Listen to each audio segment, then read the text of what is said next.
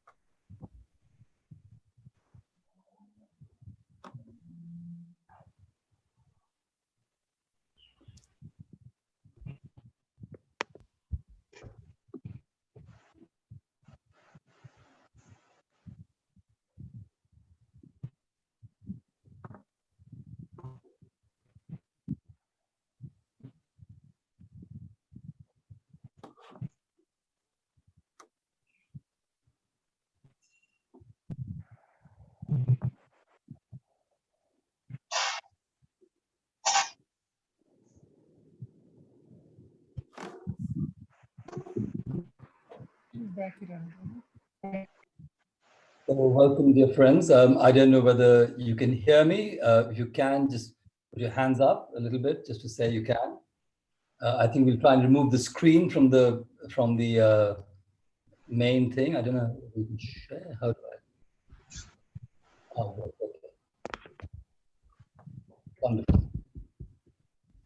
I will try and maximize my screen.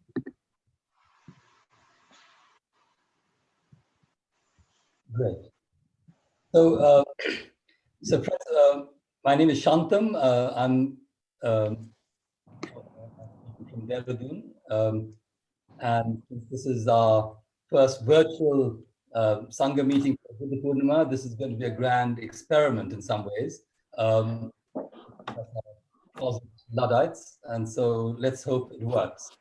And for the next couple of hours together, I'll start with 3 sounds of the bell. In our tradition, we think of we think of the sound of the bell like the voice of the Buddha calling us back to our true home. And so the true home is in the present moment, the here and now. So I'll invite 3 sounds of the bell. Please just listen attentively to the sound and let that penetrate into your sound consciousness. And then after that, I will maybe mention 1 or 2 more things. With the second bell, maybe you can use that awareness to come back to your breath. And the third sound, you can come back and bring a slight smile, little smile on your face, which will actually happen.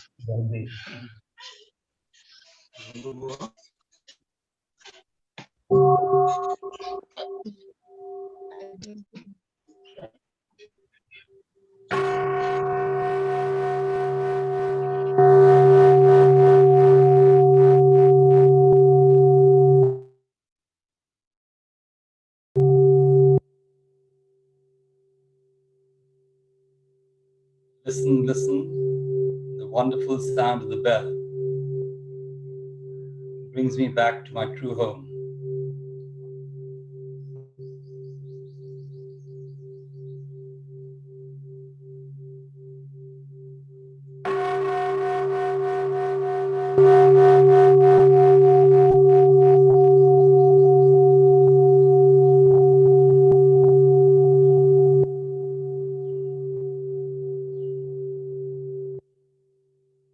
your awareness to your breath, breathing in and breathing out with the sound.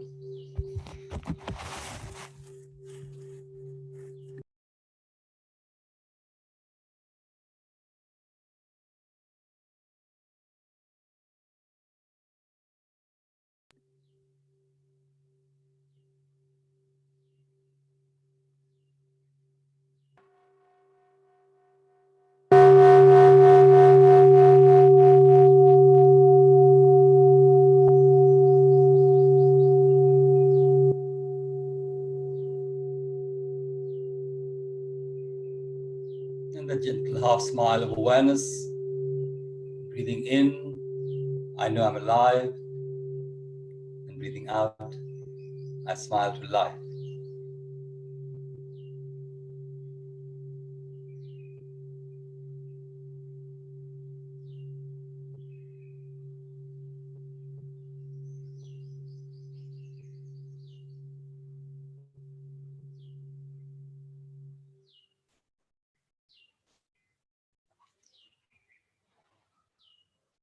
So welcome again, dear friends. In 1997, Thich Nhat Hanh had come to India, and he stayed at a place called Sanskriti Kendra, Anandgram, which is a center for arts run by a man called O.P. Jain.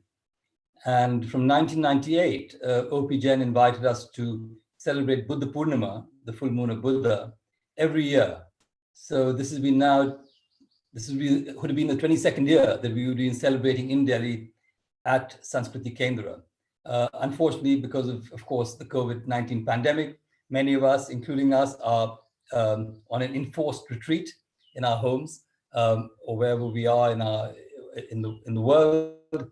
And so, as I was saying, this is also interesting opportunity to connect with people outside of Delhi. I know that many people from around the world are connecting today, and I'm really happy to see some faces which I can see on my screen, but people from America, England, and of course a lot from India, from Bangalore, from Guwahati, from Kerala. So it's wonderful to have this much larger community coming together because of this, unfortunate actually incident, but that's what's creating an opportunity to make it bigger. I think we know that the coronavirus is not discriminating. It's affecting all of us: rich, poor, middle class, white, brown, black, red, yellow, even people with orange hair. All of us are being affected in this way. And I think we can learn this deep teaching of the Buddha's practice or understanding of non-discrimination or interconnectedness in this. If we don't wake up now, I don't know when we will, and this is really a wake-up call. So if we can really realize that great teaching of the Buddha, which is not only a collective awakening, but the collective awakening comes through a collective suffering.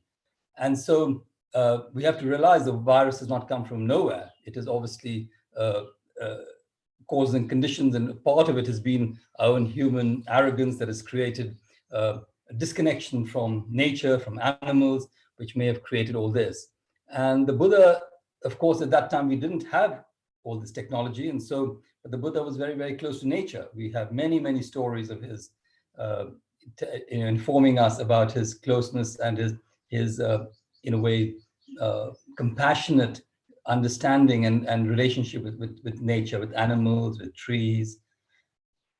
And so this evening, we thought we are a small community in India called Ahimsa Trust. We are people who've been inspired by Thich Nhat Hanh's, the Venerable Thich Nhat Hanh's teachings. And this Ahimsa Trust actually represents Thich Nhat Hanh in India. And many of us will be sharing this evening in terms of our own practice, some readings, some teachings. And there are a few of us behind the scenes like Manish and Charu and Shalini who are doing the tech stuff. So let's see how it works.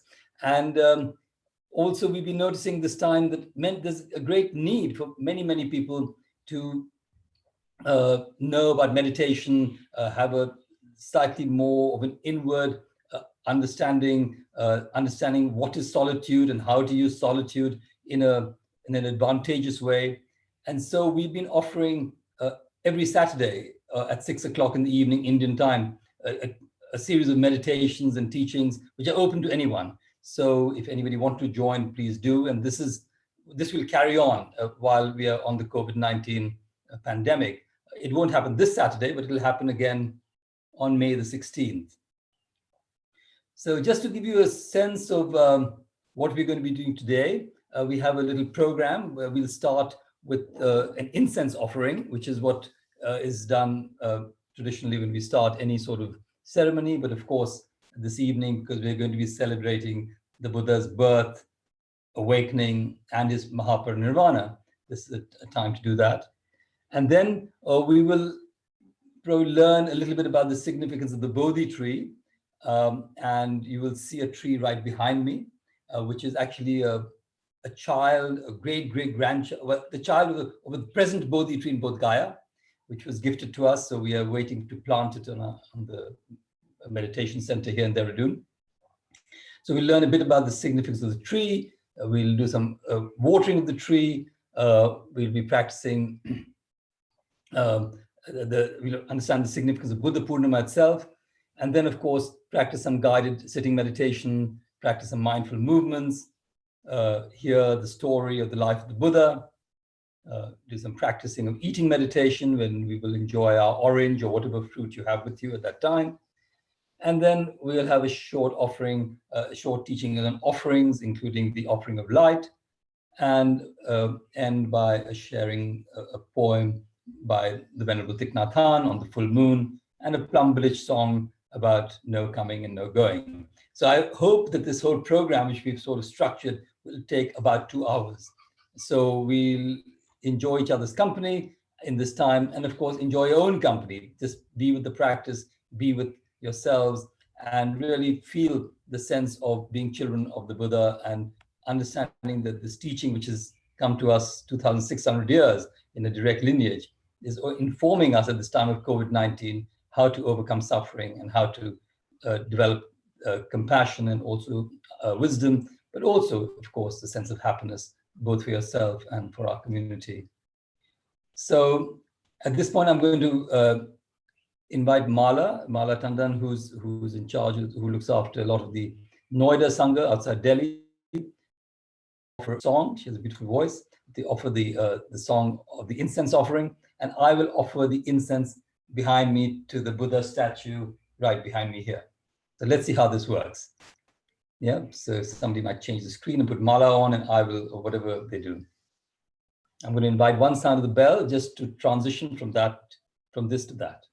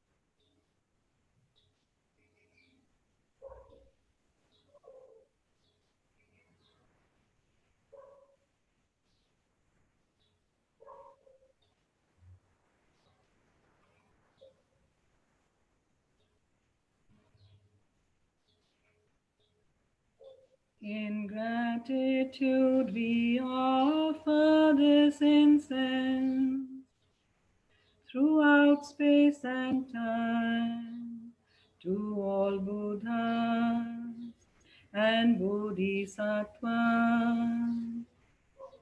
May it be fragrant as earth herself, reflecting careful efforts, wholehearted awareness, and the fruit of understanding slowly ripening. May we and all beings be companions of Buddha and Bodhisattvas. May we awaken from forgetfulness and realize our true home.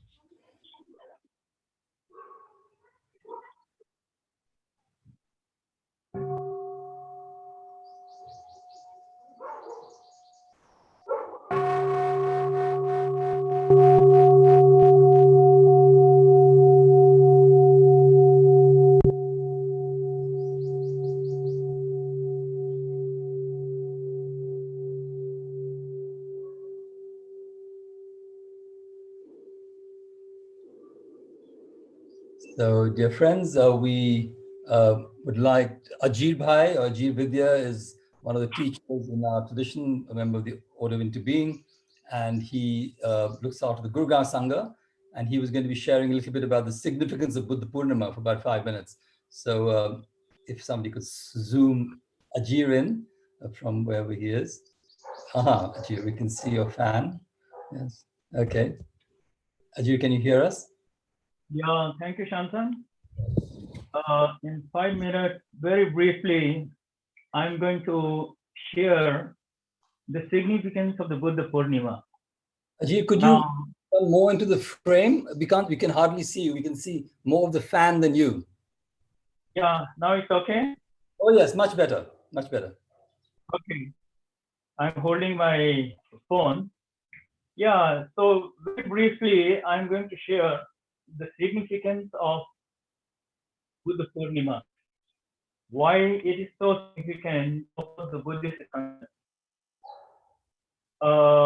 This is the day when Siddhartha was born. This is the day when Siddhartha got enlightenment and became Buddha. And this is the day when he got the parinirvana.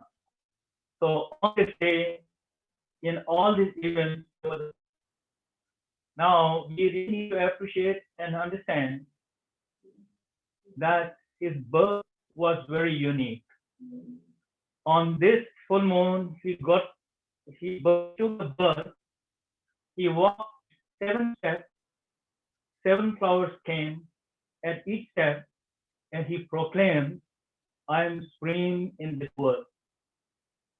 Then he went to Bodh Gaya and sat on the tree, and he decided that till his flesh melts, bones become ashes, he will sit and see enlightenment.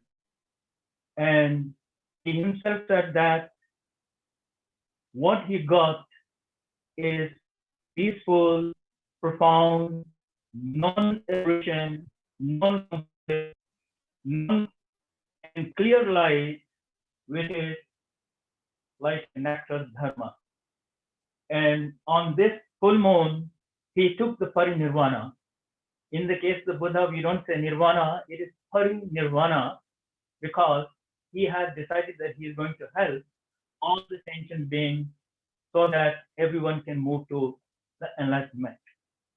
Well, I think these 2 words, Buddha, Purnima, in Hindi or in Sanskrit, the Purnima is the full moon.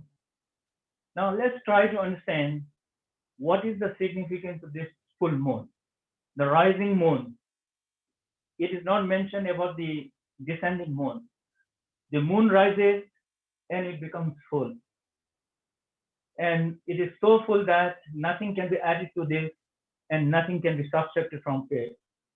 And the moonshine is there throughout the earthly planet without any discrimination. That is the external light which full moon shines forth.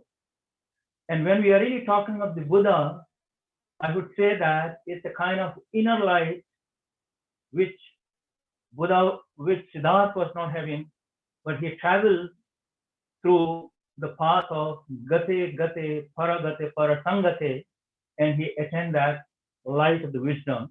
This is a kind of inner light. So that light, like the full moon, is full because we can't take out anything from this, and we can't add because it is so full. And in that light, the Buddha finds that all the sentient beings are like his children, as if he is like a universal mother. Now, question may come up, how do we know that he attained that light? He was so luminous from inside. There's a story, after the enlightenment, he was sitting and there was a merchant who was passing through. He looked at him and he found that he was so radiant. He went and asked, are you God? He said that no. Then he said, are you a demigod? He said, no. Then he said that like an emperor, they are very shining forth. He said that, are you an emperor? He said that no. Then he asked the question, who are you? He said, I'm awakened. So the whole journey is that of the awakening. And this awakening is from where? It is from the ignorance to the omniscience. It is knowing the full potential of the human or the living being life. Well, I think that is what symbolizes when we are really saying Buddhapurnima. Now the question may arise that do we all have that potential, or are we all potential Buddhas? Buddha has said that all the living beings are imbued with Buddha nature, Buddha potential, or the inner wisdom. They are used synonymously. And on this full moon, if you are really seeing, I think it's a reminder for us, and we get reminded that we have that Buddha potential, and we can also be like Buddha, because ultimately there's no difference between our mind and the Buddha's mind. So with this brief, I really wish all the viewers and all the sentient beings of this earthly planet to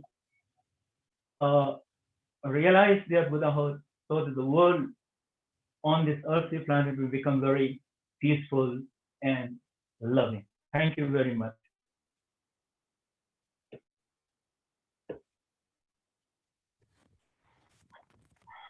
Thank you very much, Ajib Bhai. You can now see the fan again. It was very poignant. So I'm going to invite the sound of the bell, because I feel what Ajib Bhai shared is very important. And just to let that sink into us before we go into sharing about the significance of the tree and watering the tree.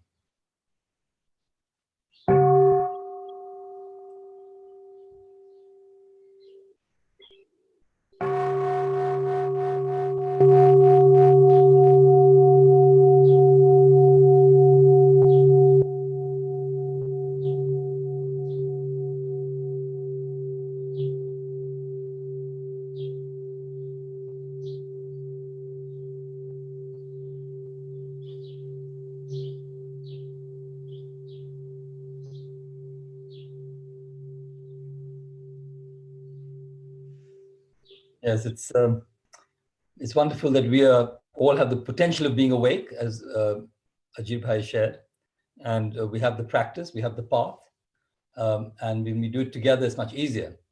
But we also have reminders like the tree, who was a partner in this with the Buddha, and Anita, who is part of the Central Delhi Sangha, who is actually one of the key facilitators of the Central Delhi Sangha, will be sharing a little bit about the symbolism of the tree and watering the tree. And straight after that, we'll have the tree here, which is, as I mentioned, a baby of the Bodhi tree in Delhi, in Bodh Gaya, will be watered by Anamika.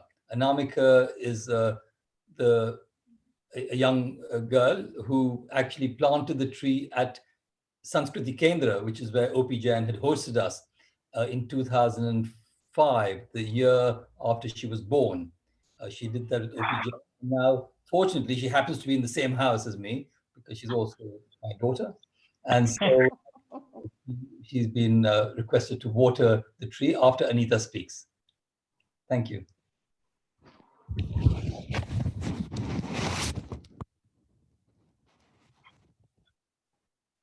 Thank you, Shantam, and greetings and welcome to friends from all over the world. I see we have 288 participants, and what a glorious group that is. The significance of watering of the Bodhi tree is linked to the life of the Buddha, as well as our own journey as seekers to find the path. The Bodhi tree is called the Ficus religioso, and in India is also known as the people tree. It is the most sacred tree for Buddhists, as it was under this tree in Bodh Gaya that Siddhartha attained enlightenment. Buddhists believe that the Bodhi tree symbolizes wisdom, compassion, awareness, and the boundless potential within each of us to make the journey to achieve all of this. The tree starts as a seed and grows to bear buds, branches, blossoms, and fruit. Similarly, as individuals, we undergo various stages of self-growth to reach our true potential. Just as the tree brings life-giving oxygen and nourishment to the environment around it, we aim not only for self-growth, but also for a symbiotic relationship with those around us and the universe itself. That is the true realization of infinite potential. The Bodhi tree is often depicted as growing out of its own reflection. It is said that the tree's reflective image represents the same limitless potential we strive to achieve in our lifetime. Through meditation, the most spiritual act of reflection brings forth this awareness that invites enlightenment. As the Buddha did beneath the Bodhi tree by sitting still and befriending the self through deep inner reflection, we stop searching for what we want and become aware of what we need. The Bodhi tree is a true lesson in equilibrium. Its resilient roots go deep into the soil to draw nourishment from the waters below. Its branches reach high and proud, seeking sunshine and a place amidst the sky. This dichotomy represents the yin and the yang of the self, often being pulled in two different directions while striving for a balance. If we trust the strength of our powerful roots as we reach for the sky, we will remain grounded with no fear of the unknown. While the Bodhi tree represents many profound and complex notions, it is also known for its release of the positive and playful vibes. One of the lessons is to let go, to embrace the now, and also have fun. When the wind blows through its branches, the Bodhi tree dances, and it invites us to dance with it. In Buddhism, water symbolizes life. It is the purest form of food and the element in nature that carries everything with it. Water also symbolizes purity, clarity, calmness, and reminds us of the need to cleanse our minds and reach a state of purity. On Buddhapurnima today, Buddhists around the world celebrate the full moon with various rituals. One of these, as Shantam said, is pouring water on the Bodhi tree. This is done to keep the tree alive in the summer heat of May, when the days are long and the nights are short. The earth is dry, and Buddhists want to make sure that the tree does not die. Therefore, the pouring of the water is also an expression of respect for the Buddha and his close association with the tree. Thank you. Thank you so much, Anita. Thank you so much for sharing the wisdom, not just of your wisdom, but the wisdom of the tree. I will ask Anamika to pour some water. I will get up also so we can see her pouring it. I will also pour some with her. So, Anamika, would you like to pour the water?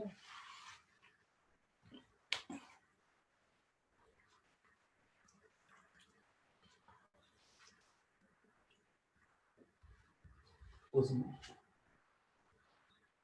Please pour them.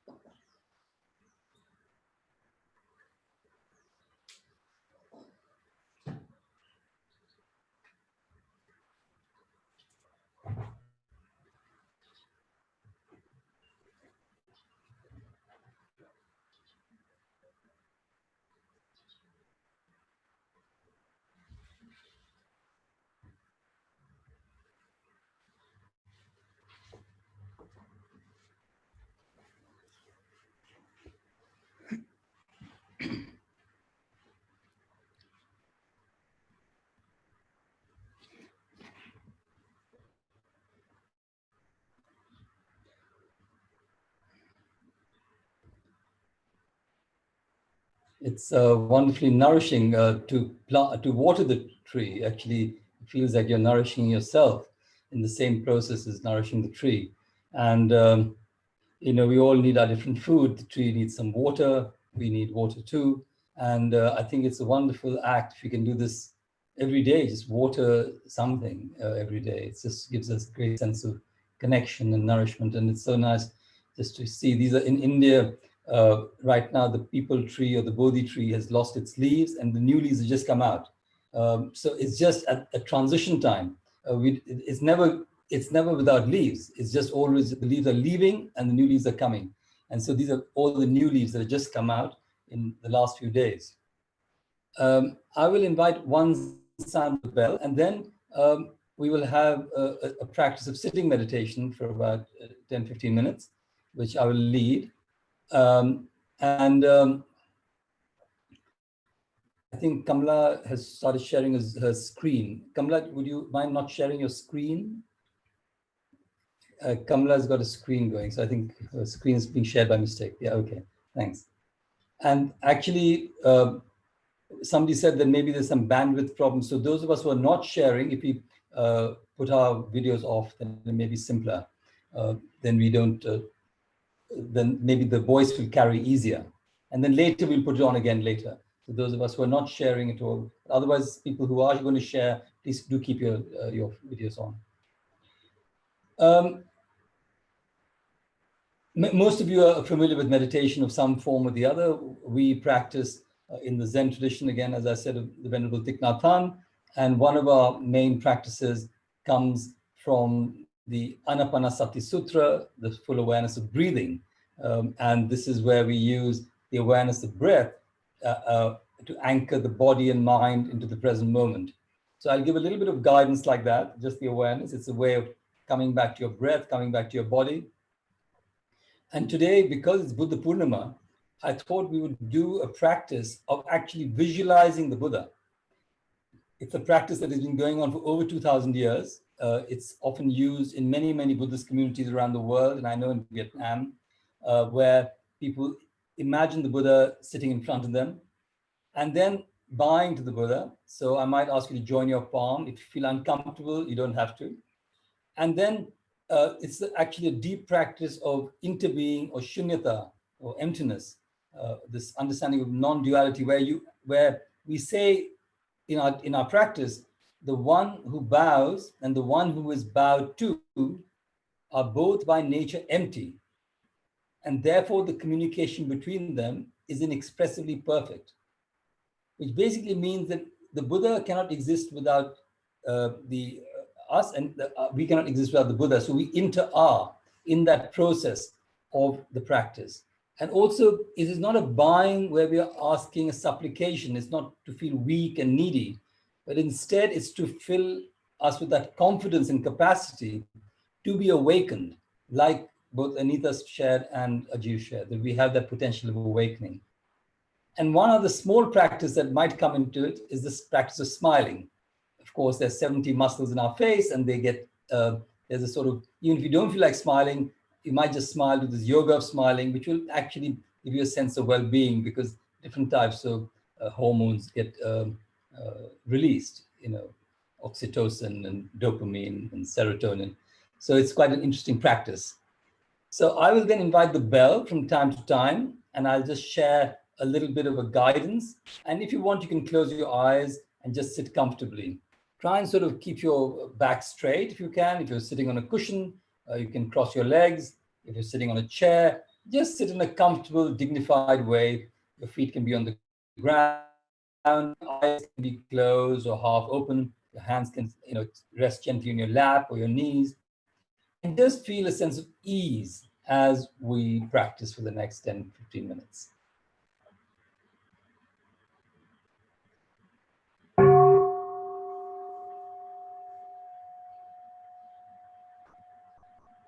Let the sound of the bell penetrate into your consciousness.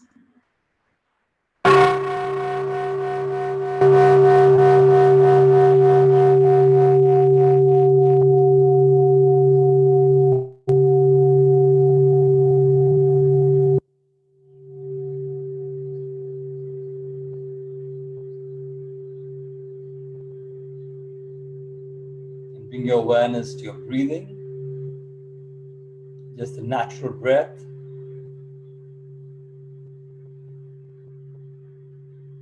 Breathing in, know that you're breathing in, and breathing out, know that you're breathing out.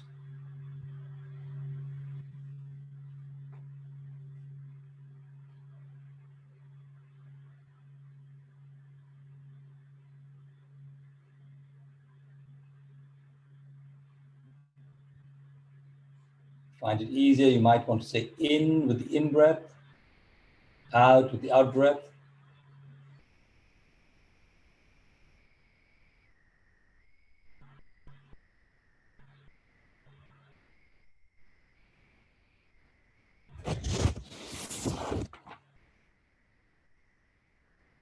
And just focus only on the breath.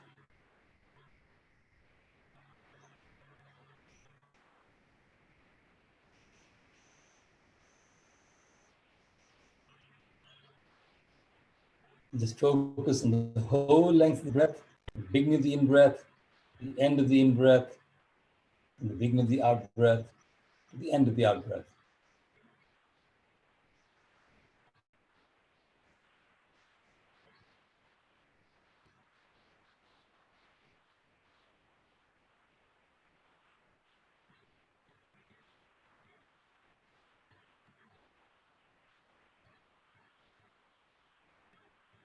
You might find it easier to focus on your abdomen, just feeling the rise and fall of the abdomen with each in-breath and each out-breath.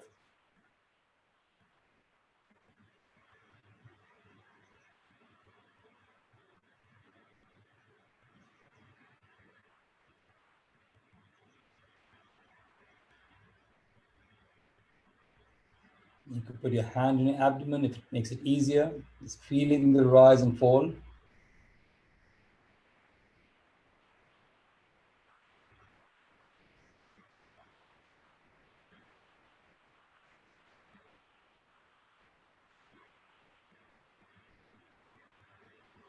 And you can notice if it's a long breath or a short breath.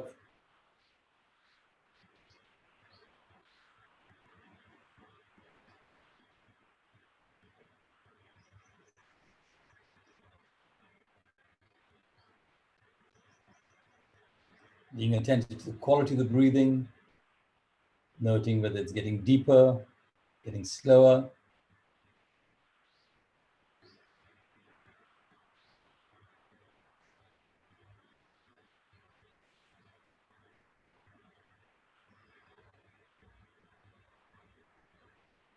Just enjoying your breathing.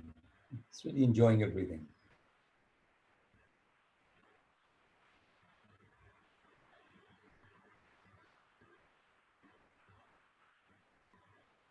Noting how it's infusing life into every cell of your body.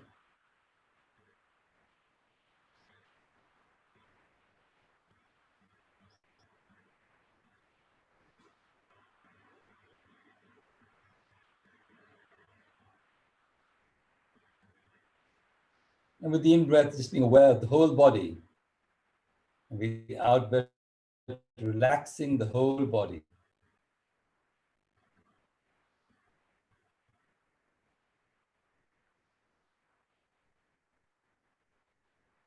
Aware of the whole body, relaxing the body.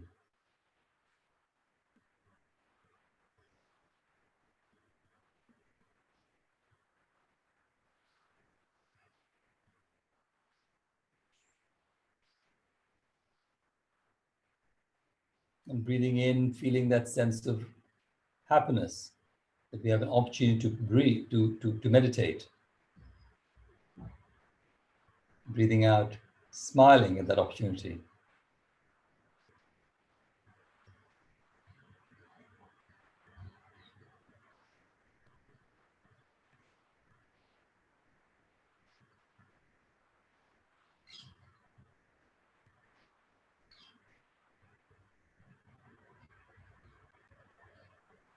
And now for the visualization,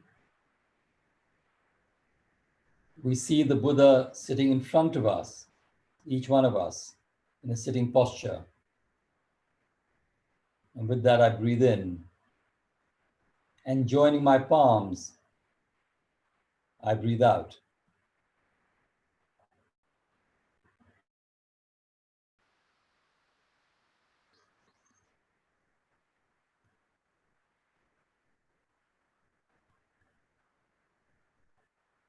Buddha sitting, joining palms.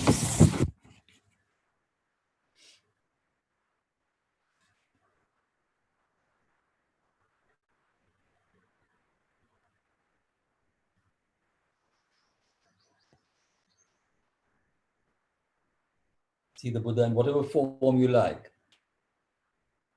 Human form, the tree. Just see him sitting there with you, in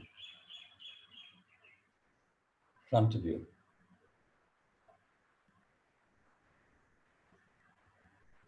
And now seeing the Buddha in me, I breathe in.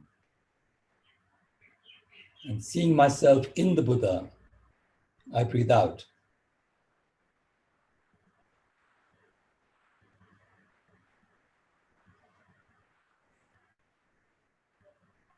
Buddha in me in the Buddha.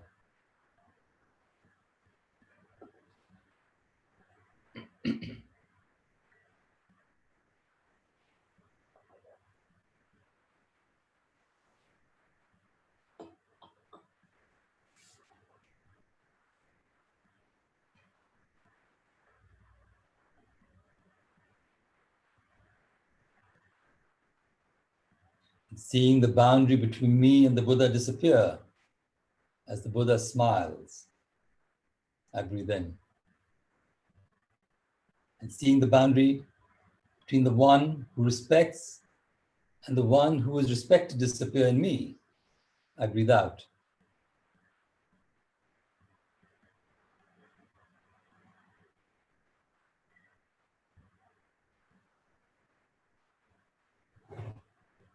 The Buddha smiles, no boundary. I smile, no boundary.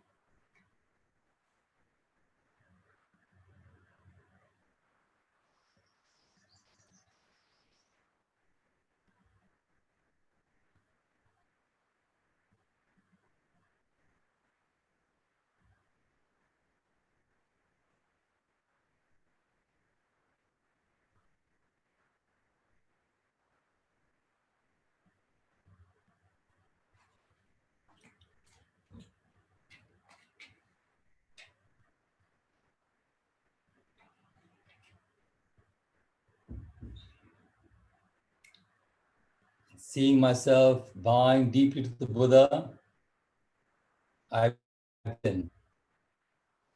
Seeing the strength of the Buddha in me, I breathe out.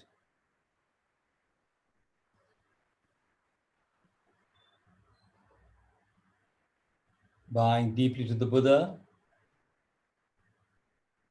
strength of Buddha in me.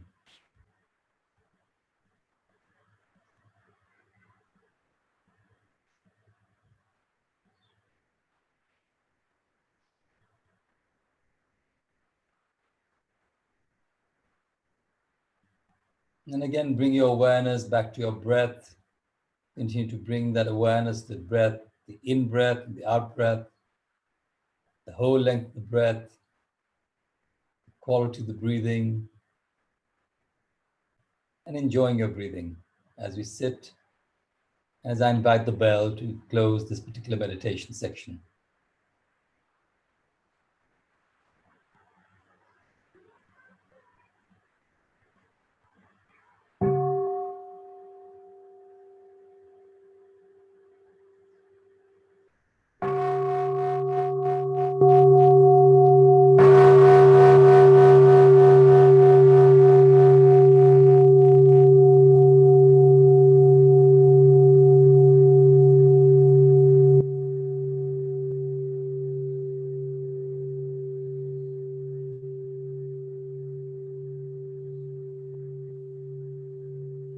So with the sound, small sound of the bell, you can bow, and then you can just also massage your face and your legs.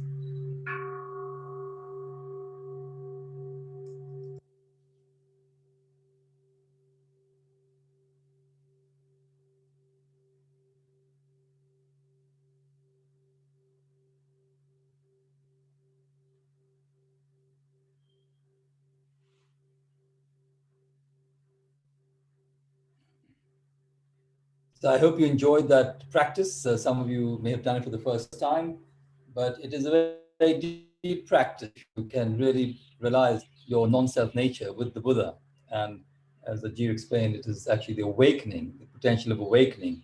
It doesn't have to be the Buddha always as a human being, but as the potential of awakening. And to know that capacity is within us and also reflected in whatever we come across, come within in our experience. So I sometimes think the tree is an awakened being. The tree is just a tree. It's not trying to be anything else. And so if we can be that, just who we are, that is a sign of awakening, of realizing that there's a sense of just being, but in a profound awareness. When the Buddha was asked, by many people, what do your monks do and what do your students do? And he said, well, they walk and this, sit and this, eat. And today we thought that we would practice a bit like the Buddha said, because when the person said, but everyone walks and eats and sits, he said, but the Buddha said, but when my students walk, they know they're walking. When they sit, they know they're sitting. When they eat, they know they're eating. When they lie down, they know they're lying down. And when they move their arms like this, they know they're moving their arms like this. So today we are going to practice for the next 5 minutes something called mindful movements. It's a practice which is helpful also for those of us who've been sitting for some time. We might want to stretch our legs. So Indra Uninayar, who also is the facilitator of the Sangha in Gurgaon, will share some of the practices of mindful movements. And if you want, and I would suggest if you get up and you can do them with her as she instructs us to go through them. So I think we'll move the spotlight to Indra. Thanks, Indra. Thank you, Shantam. Welcome, dear friends. Thank you, dear Sangha. I will talk a little bit about mindful movements before we begin them. Mindful movements are a daily practice to help us take care of our bodies with gentleness and with kindness. This practice helps us remain in touch with our bodies to unite our mind, body, and breath. It's, in a sense, a physical element of meditation. We do each movement with awareness of our breathing, breathing in and breathing out, as well as our action. We do this in a relaxed, calm way with balance and flexibility. As we breathe in, we enjoy our movement, and as we breathe out, we smile. We open up our bodies to the space around us, to the sky above and the earth below. We shall now begin the mindful movements. I'll request all of you to stand up and follow my movements. I will say in and out as I breathe in and breathe out, and I request all of you to follow the same. We'll do 4 different mindful movements and 4 counts of each. They're extremely simple. You raise your hands in front of you in the first one. Raise your hands above, sideways, and then we move up and down, and I will demonstrate. So it's not difficult. I request all of you to and get ready for your mindful movement.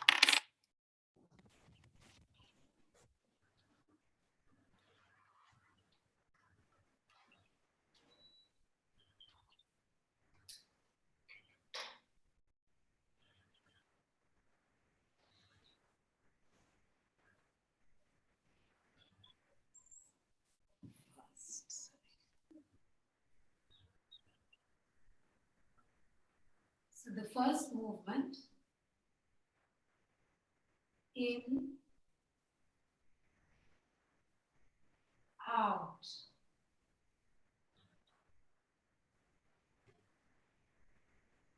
In, raise your hands in front.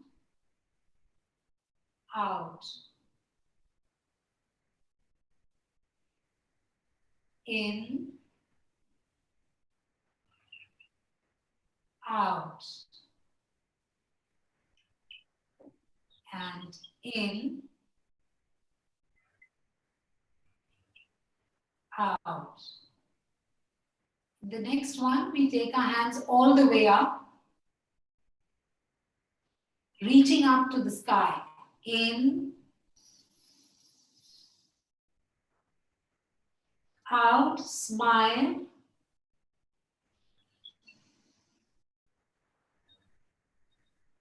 In,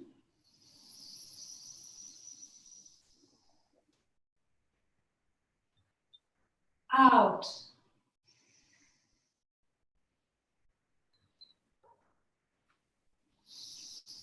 In,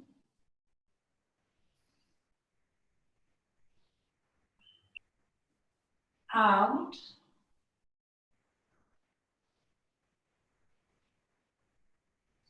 In,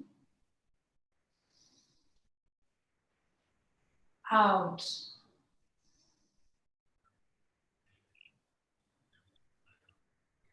Now you can bring your hands to your shoulders. In, out. In, out.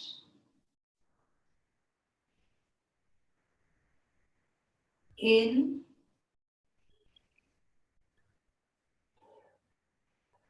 out. In, out. Separate your feet a bit and please bend to the floor as much as you can. In, your hands all the way up. Out to the earth. In, out, smile.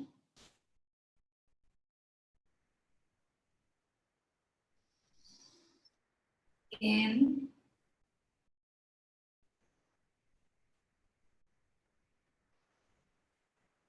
out.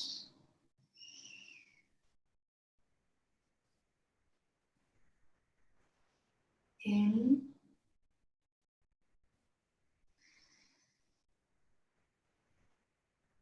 out.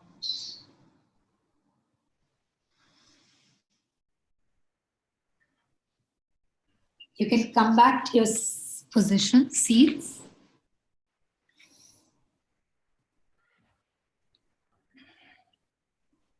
Thank you. I hope you enjoyed them. No, thank you so much, Indra. That was wonderful. And I think this is what, with using the breath with your movement, allows the breath and the breath anchors the mind and body. So the mind can't be doing something else. It becomes a breathing mind. And then when you're moving, it becomes a moving with the body. So your body and mind come together through the breath. So it's wonderful just as a practice. So when we do it slowly, like Indra was sharing, it's a wonderful practice to build that awareness, that water, that seed of mindfulness in everything we're doing, including every move we're making. So I will invite to sound the bell before we move into a life story of the Buddha.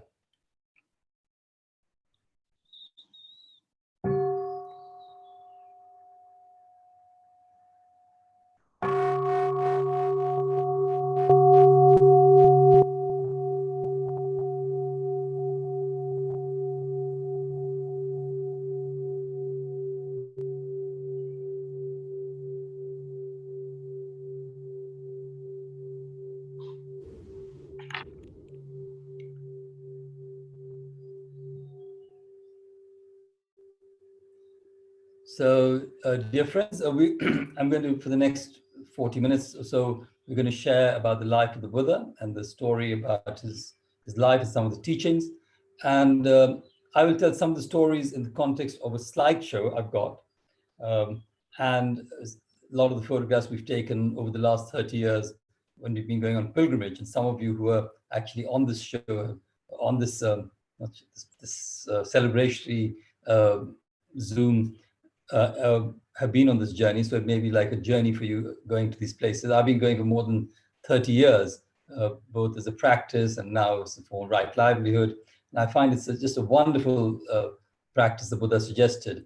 So while I'm doing this, in between, there'll be 5 of our friends from the different sanghas who will be sharing excerpts from this absolutely brilliant rendition of the Buddha's life by Thai, by Thich Nhat Hanh, called Old Path, White Clouds. And then there'll be Vivek, who will be sharing on the birth. He's part of the Gurugram Sangha. And then there's Ananya, who is actually in Guwahati in Assam. And she was part of the Noida Sangha, and so she'll be sharing. And then Tina, who's part of the Central Delhi Sangha, the facilitator and teacher at the Delhi Sangha. And then Poonam Sahi was the teacher of this, one of the teachers of the Central Delhi Sangha and a facilitator there. And then Rita will be sharing on the Buddhapurnima. She's the facilitator of the Noida Sangha. And a number of them are members of the Order of Interbeing too. So I'm going to share a slideshow and then we'll get on with the story. So let me just see if I can share screen.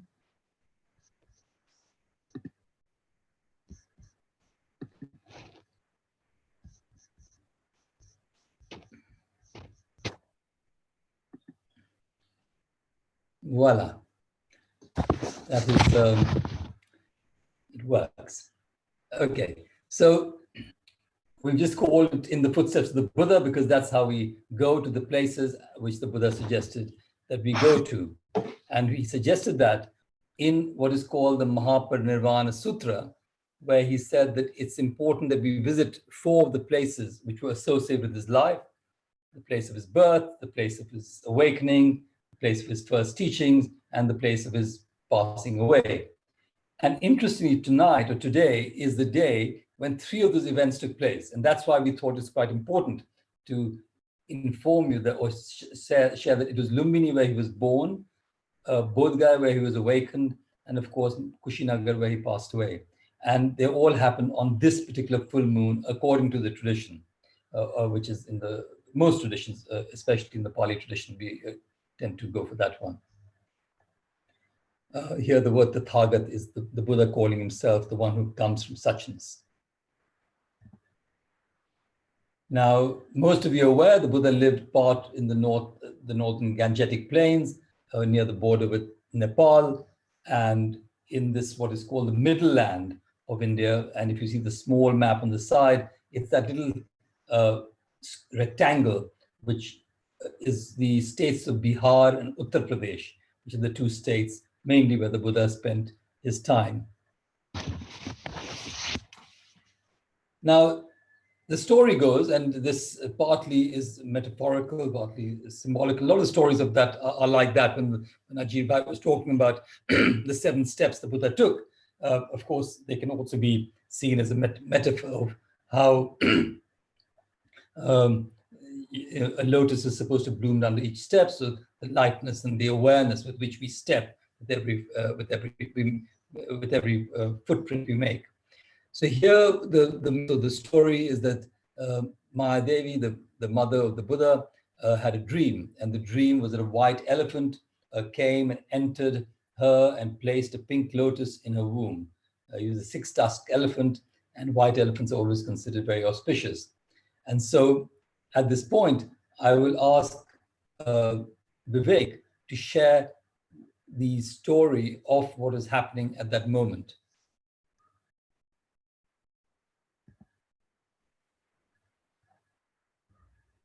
Siddhartha's mother was named Mahamaya. A woman of great virtue, her love extended to all beings, people, animals, and plants. It was the custom in those days for a woman to return to her parents' home to give birth there.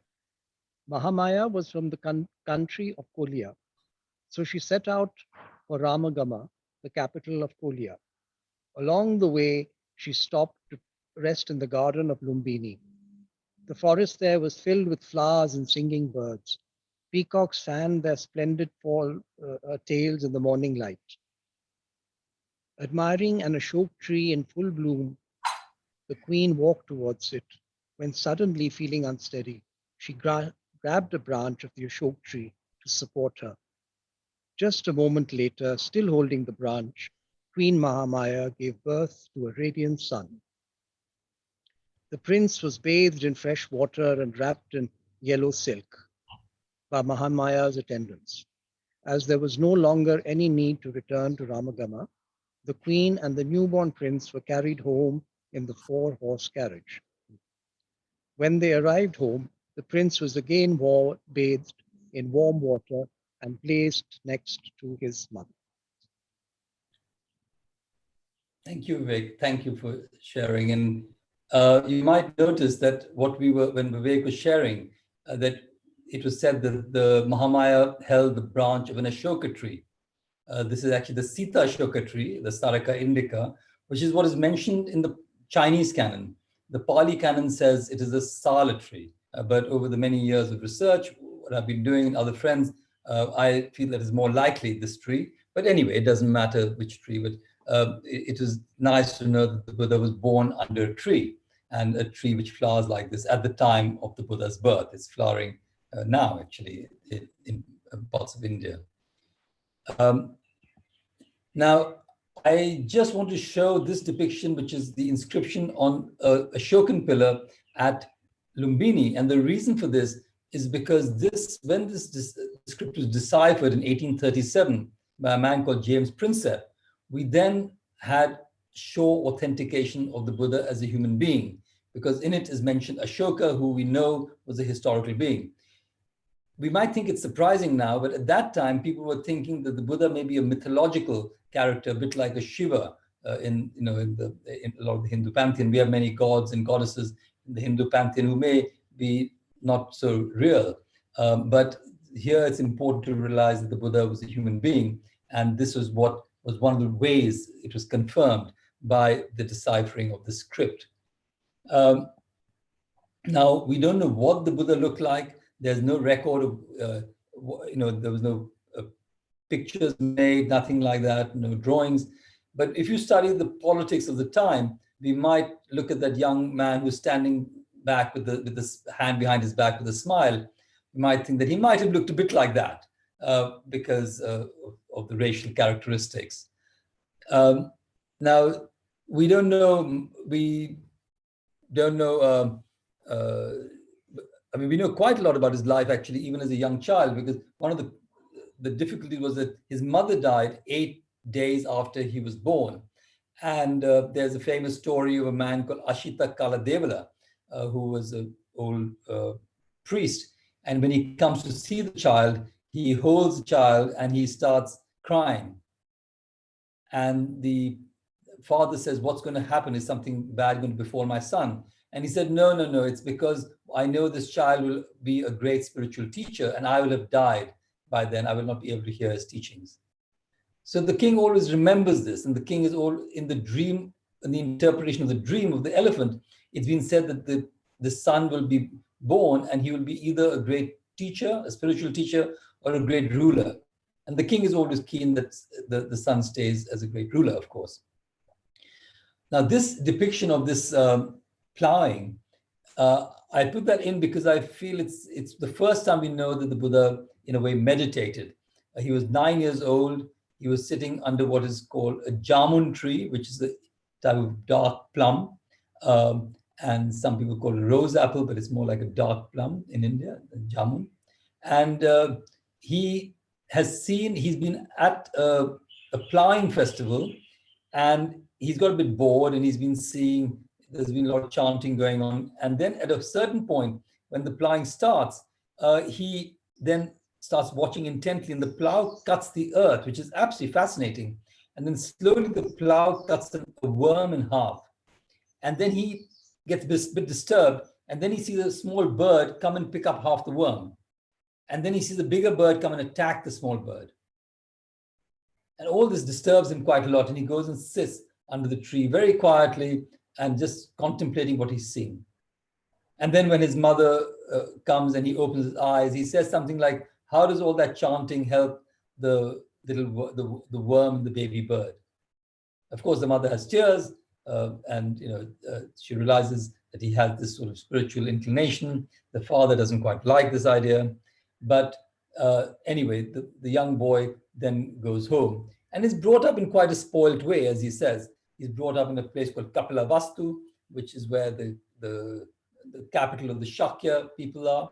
And again, we have many stories about what he was doing there, but for paucity of time, I won't go into them. But we know that he wasn't very interested in politics. He wasn't really interested in the ruling of the country. And so his father thought that the best thing to do with a young man who has these sort of rather, spiritual, compassionate interests is to get him married.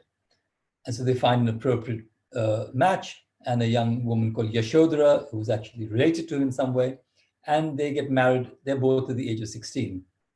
That doesn't seem to change his interest in spiritual matters, and it seems they make a sort of pact that he wants to go and meet the great teachers who are in the south, in Rajgir, in Vaishali, but he won't go and do that maybe until a son is born or a child is born.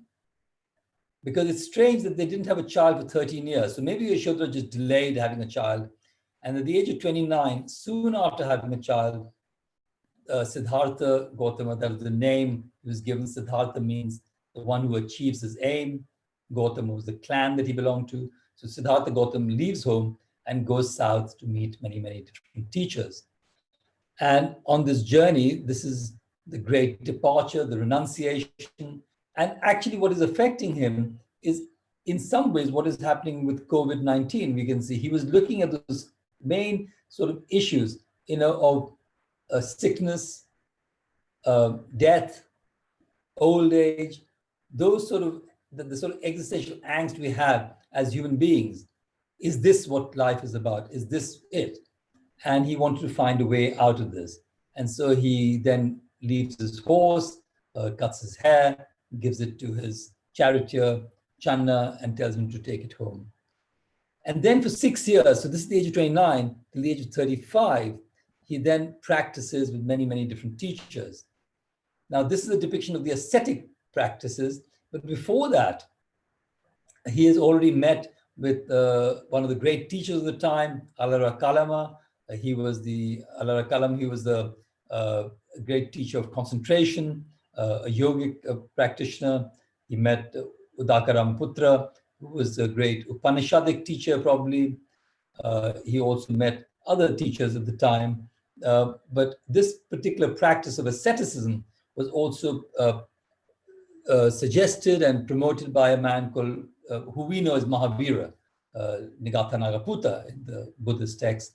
And, and he tried this practice too, to try and come in touch with the soul. There was the idea that there was a soul, and he couldn't come in touch with anything that that had an inherent existence. And so slowly I shouldn't say slowly, I mean, he nearly dies. He then decides to start eating, and he goes down into the village. He is nearly dying because he hasn't eaten for months. And, he says his body is like his ribs are like rafters of a dilapidated building. His head is like a shriveled gourd. His buttocks are like the hooves of a horse. When he touches his stomach, he can touch his backbone. And he goes on a bit like that. His eyes are like sunken wells. So he's really, really emaciated. And he's dying when this young girl, Sujata, actually is taking some kheer, some rice and milk pudding, and she's taking it as an offering to a tree god. And she sees the Buddha, or the wanderer Siddhartha Gautama, he is not then the Buddha, dying or lying there, and she offers him a little bit and offers him a little more, and he slowly sits up, feels revived.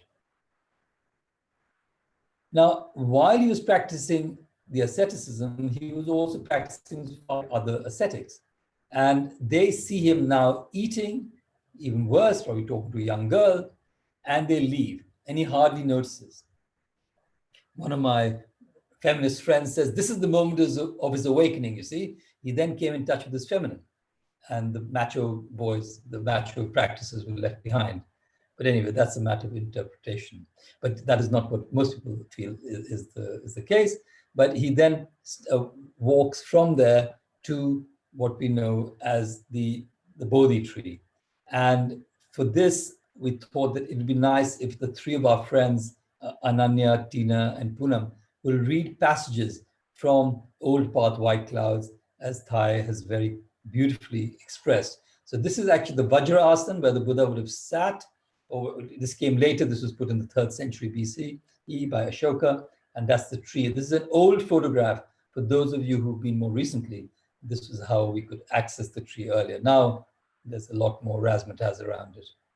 So I will ask Ananya to take over. She's from Guwahati. So let's see if we can switch the screen. Slowly, Siddhartha sat down in the lotus position. He looked at the river flowing quietly in the distance as soft breezes rustled the grasses along its banks.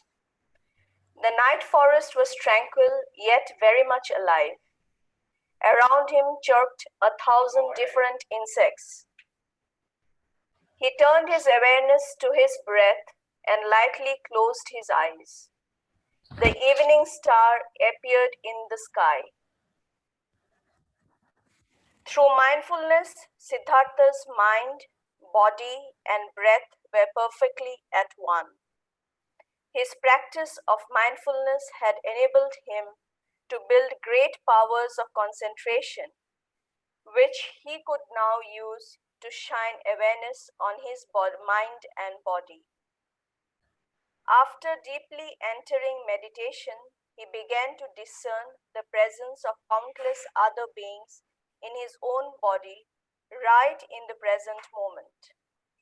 Organic and inorganic beings, minerals, mosses and grasses, insects, animals and people were all within him.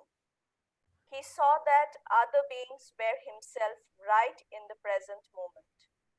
He saw his own past lives, all his births and deaths.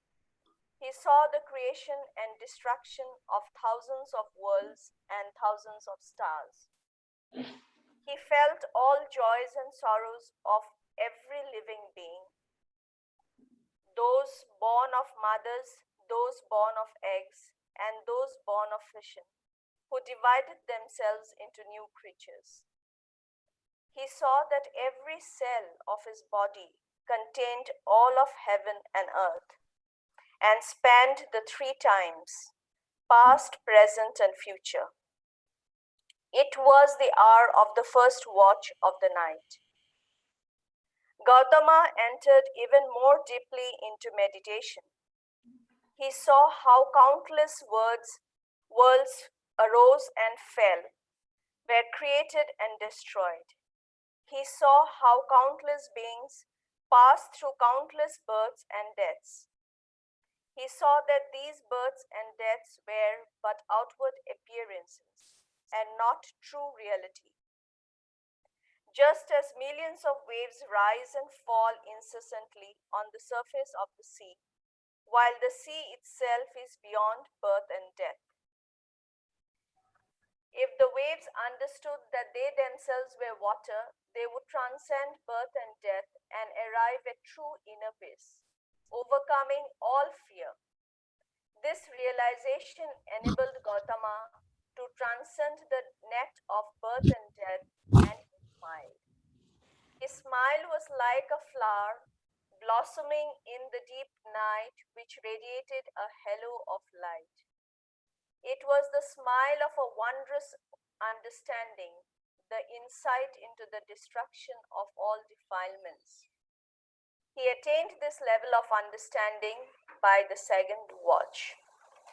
Thank you.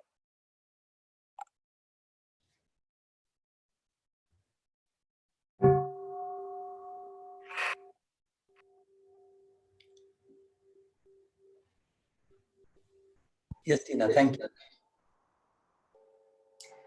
At just that moment, thunder crashed, and great bolts of lightning flashed across the sky, as if to rip the heavens in two. Black clouds concealed the moon and stars. Rain poured down. Gautam was soaking wet, but he did not budge. He continued his meditation. Without wavering, he shined his light of awareness on his mind. He saw that living beings suffer because they do not understand that they share one common ground with all beings.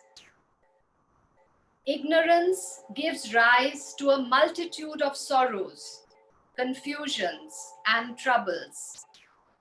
Greed, anger, arrogance, doubt, jealousy, and fear all have their roots in ignorance.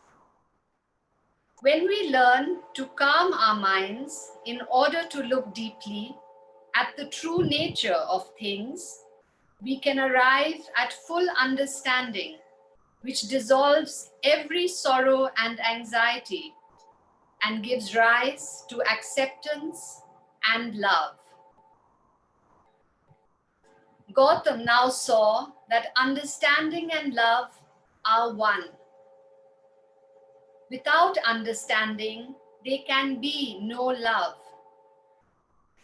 Each person's disposition is the result of physical, emotional, and social conditions.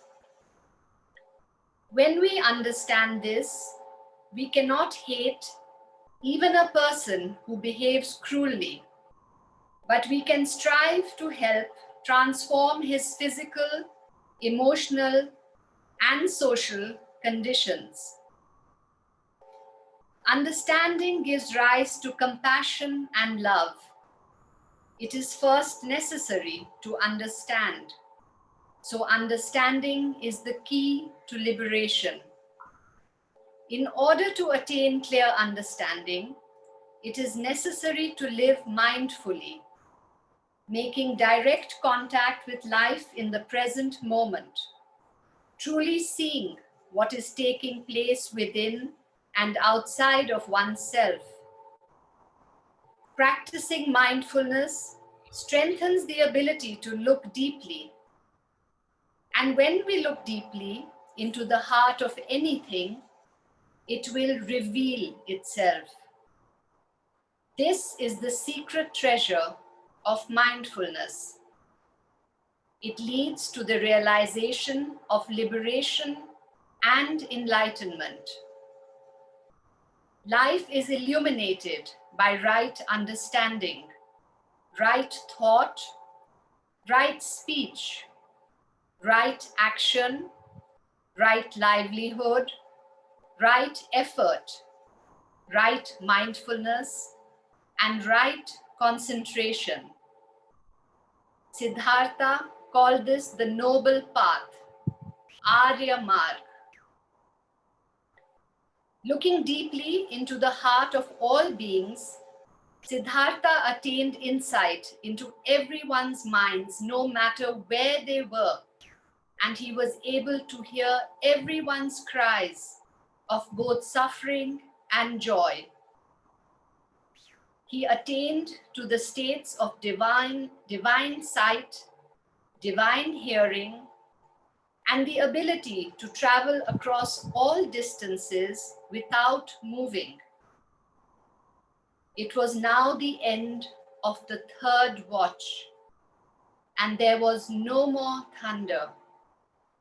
The clouds rolled back to reveal the bright moon and stars.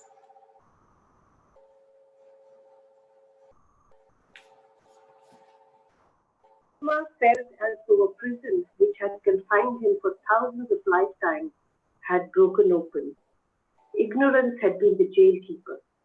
Because of ignorance, his mind had been obscured, just like the moon and stars hidden by the storm clouds. Clouded by endless waves of deluded thoughts, the mind had falsely divided reality into subject and object, self and others, existence and non-existence, birth and death. And from these discriminations arose wrong views, the prisons of feeling, craving, grasping, and becoming. The suffering of birth, old age, sickness, and death only made the prison walls thicker. The only thing to do was to seize the jailkeeper and see his true face. The jailkeeper was ignorant, and the means to overcome ignorance were the noble eightfold path. Once the jailkeeper was gone, the jail would disappear and never be rebuilt again.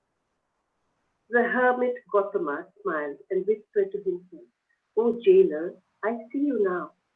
How many lifetimes have you confined me in the prisons of birth and death? But now I see your face clearly, and from now on you can build no more prisons around me." Looking up, Siddhartha saw the morning star appear on the horizon, twinkling like a huge diamond. He had seen the star so many times before while sitting beneath the peepal tree, but this morning it was like seeing it for the first time. It was as dazzling as the jubilant smile of enlightenment. Siddhartha gazed at the star and exclaimed out of deep compassion, "All beings contain within themselves the seeds of enlightenment, and yet we drown in the ocean of birth and death for so many thousands of lifetimes." Siddhartha knew he had found the great way. He had attained his goal, and now his heart experienced bursts of peace and ease. He thought about his years of searching, filled with disappointments and hardships. He thought of his father, mother, aunt, Yashodhara, Rahul, and all his friends. He thought of the palace, Kapilavatthu, his people and country, and of all those who lived in hardship and poverty, especially children. He promised to find a way to share his discovery to help all others liberate themselves from suffering. Of his deep insight emerged a profound love for all beings. Along the grassy riverbank, colorful flowers blossomed in the early morning sunlight. Sun danced on leaves and sparkled on the water. His pain was gone. All the wonders of life revealed themselves. Everything appeared strangely new. How wondrous were the blue skies and drifting white clouds. He felt as though he and all the universe had been newly created.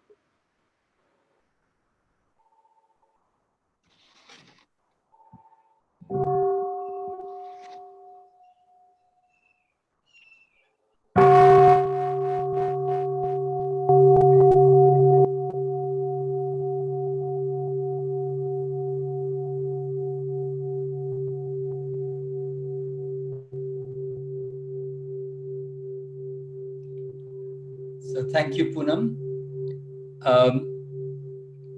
This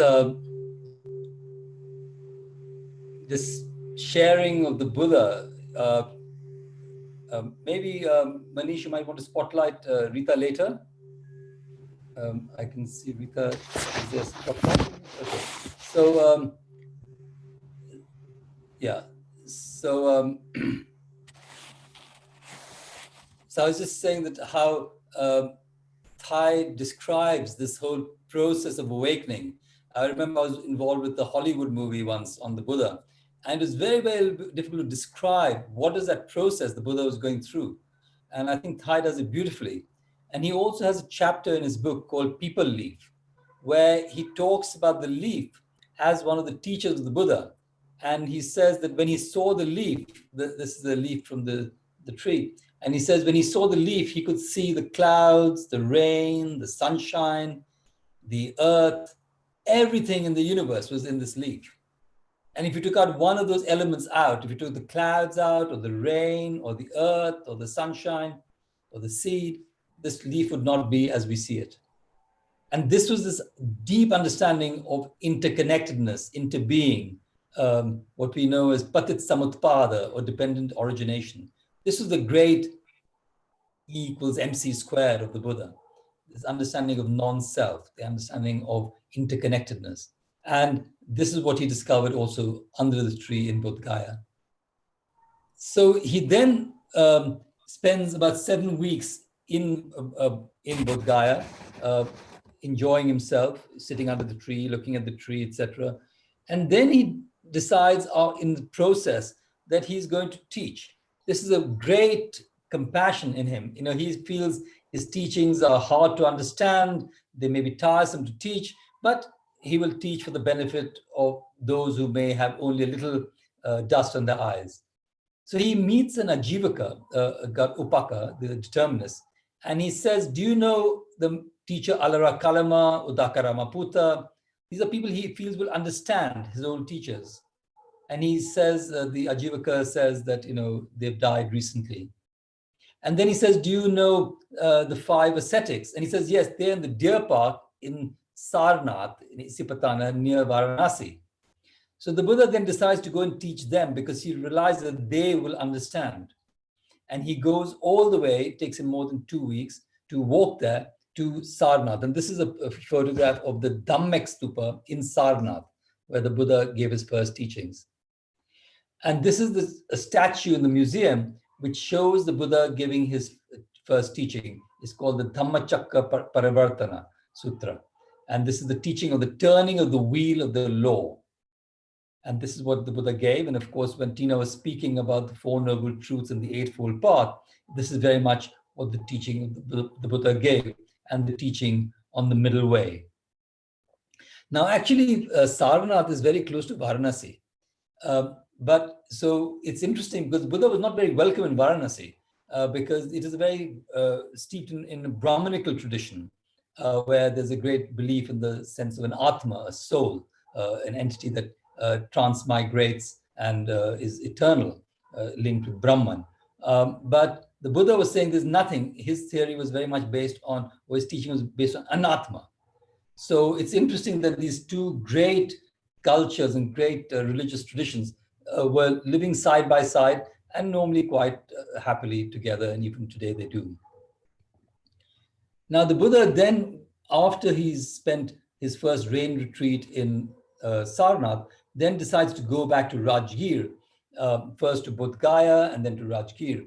Now in Bodh Gaya, there are about 1,000 matted hair ascetics who then become his students. They're fire worshippers, and then they slowly become his disciples, and then they move from Bodh Gaya to Rajgir. And one day when they are sitting at what is called Lathivan or Jetyan now, the king hears that there's a teacher in town and the king goes to visit. Now, Urvala Kashyapa is the old Jatila. He's the old, the matted hair ascetics. And he's sitting on the side and everyone thinks he's the main teacher. He's very well known. But then he bows to the Buddha and said the Buddha is his teacher. And then the Buddha gives a graduated discourse. Now the king, who's there with many of his courtiers, then gets up at the end and bows to the Buddha. And he says, I had 5 wishes and all of them have been fulfilled now. And the first was to become king. The second was to be visited by an awakened person. The third was to be able to welcome and show respect to that person. And the fourth was to be able to hear his or her true teachings of the true path. And the fifth was to be able to understand those teachings. And now all these 5 wishes have been fulfilled. So please come, and then he invites him to his house, and then he offers him this land, which we still have. It's called the Venuvan, the bamboo grove, where it's an absolutely beautiful place to go. And in that time, the Buddha also meets Shariputra, Mahamoggallana. And so in the second year of his mission, as it were, we have 1,250 monastics already ordained by him. He also meets a great benefactor, Anathapindika, in Rajgir, who's come to meet his brother-in-law. And Anathapindika says, please come to Shravasti, which is the other great capital of the Koshala kingdom. Rajgir is the capital of the Magadha kingdom.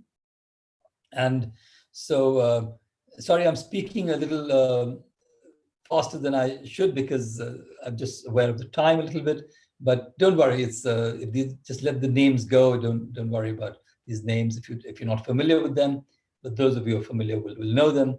And Anathapindika then gets this wonderful park called the Jeta Grove, the Jeta Vana, and offers it to the Buddha in a very interesting transaction with Prince Jeta, where he lays gold coins on the land as a way of payment.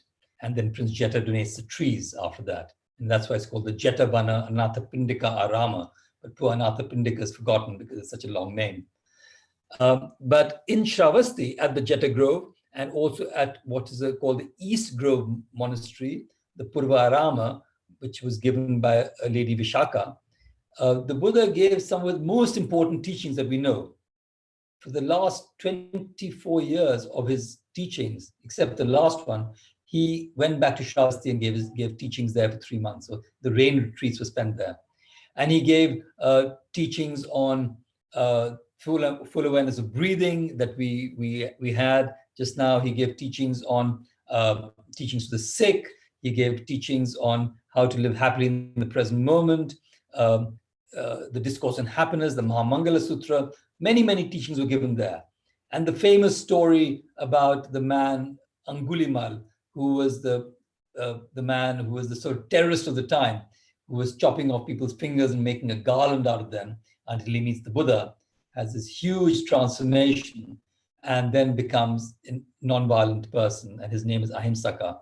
And this tells us today also that this transformation is possible for anyone, even the people we think have no hope or feel that we always have that ability to transform if they come across the teaching of awakening and of love.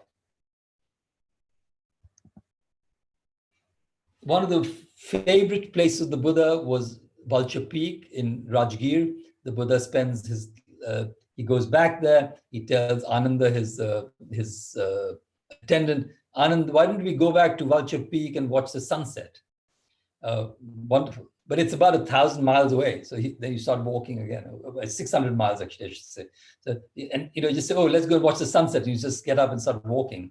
And anyway, today in India, so many people are walking not for pleasure, but out of desperation to get back to their homes because they're migrant labor. But anyway, the Buddha just walked, and this is the culture of walking. He never went on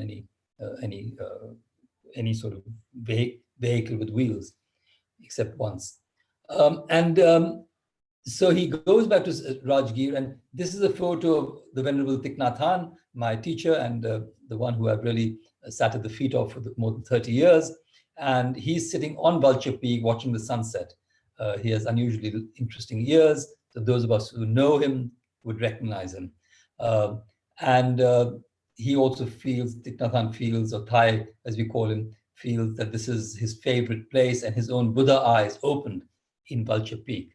So it's a special place for the Sangha, and many of our older monastics have been ordained there. And it's been a place where I took the 5 mindfulness trainings in 1988 with Thich Nhat Hanh. So it's a very special place to be, and also very powerful, because it's supposed to be where the Heart Sutra was given, the Lotus Sutra was given. These are later sutras, but supposed to have been given there.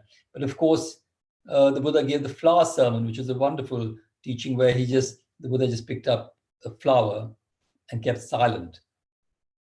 And Mahakashyapa is supposed to have got awakened in this present moment transmission of non-judgmental present moment awareness, without veiled any sort of blink of thinking or perception, just direct realization.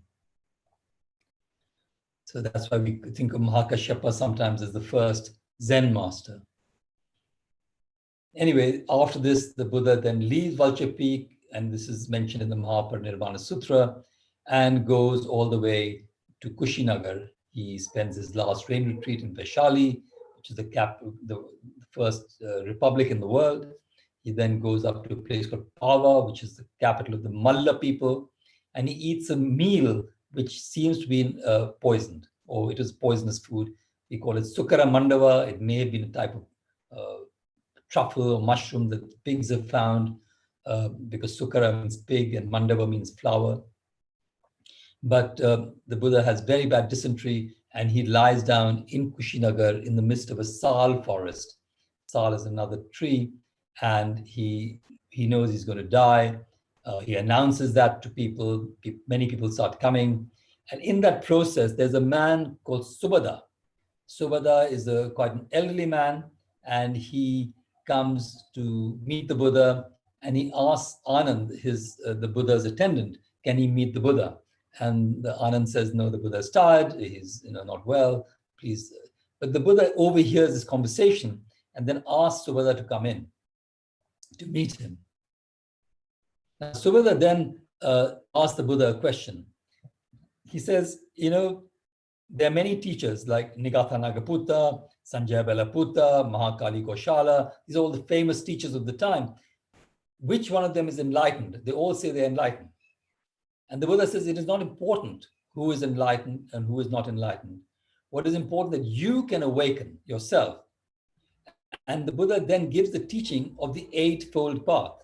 The same teaching he gave 45 years before at Sarnath to his first disciples.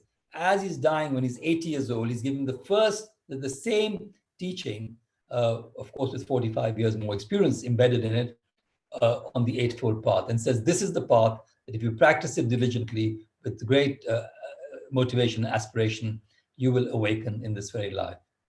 And then the Buddha passes on. So now I'm going to pass the spotlight, as it were, to Rita. Rita will read that section where the Buddha is now transiting into from this life.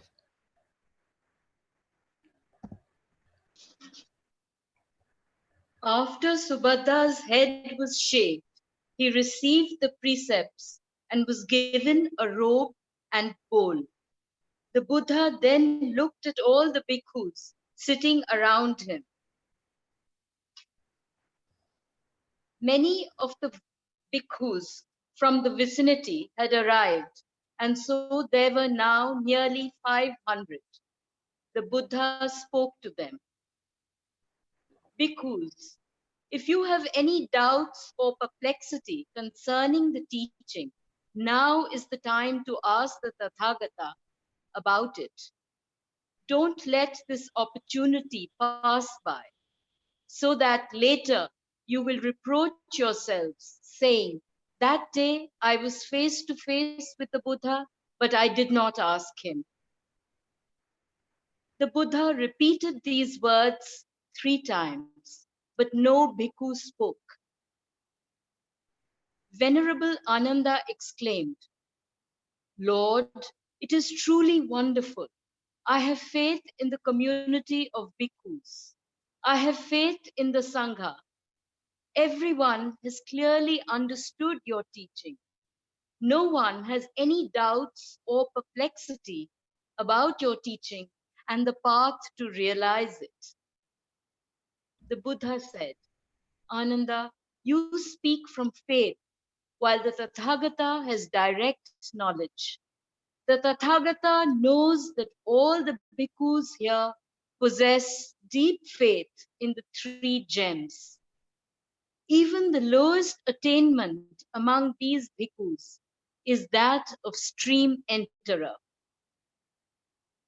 The Buddha looked quietly over the community and then said, Bhikkhus, listen to what the Tathagata now says. Dharmas are impermanent. If there is birth, there is death. Be diligent in your efforts to attain liberation. The Buddha closed his eyes. He had spoken his last words. The earth shook. Sal blossoms fell like rain. Everyone felt their hands and bodies tremble. They knew the Buddha had passed into nirvana.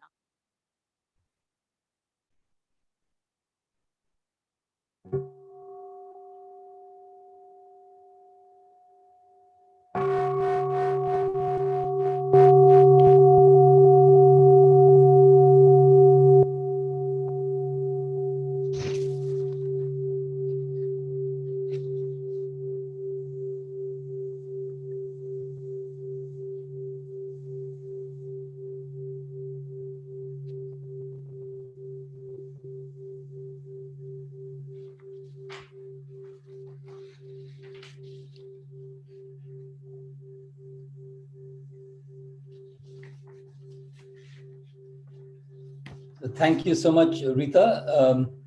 Manish, I'm not able to get my cursor yet, so I can't start my video.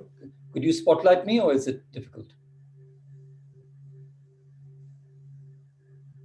You need to start your video. Actually, it got stopped. Oh, okay. Let me. I'm not sure how to do that.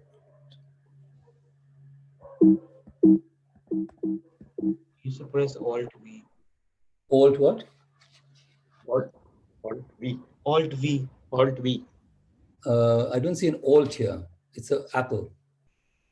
Oh. Command V? Yeah, that's right.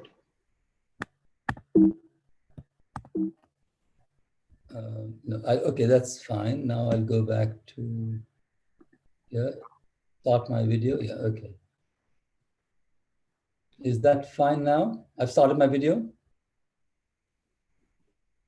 Can you get me? Yeah, yeah. Okay, great. This is not bad. Now I'll move back to, okay.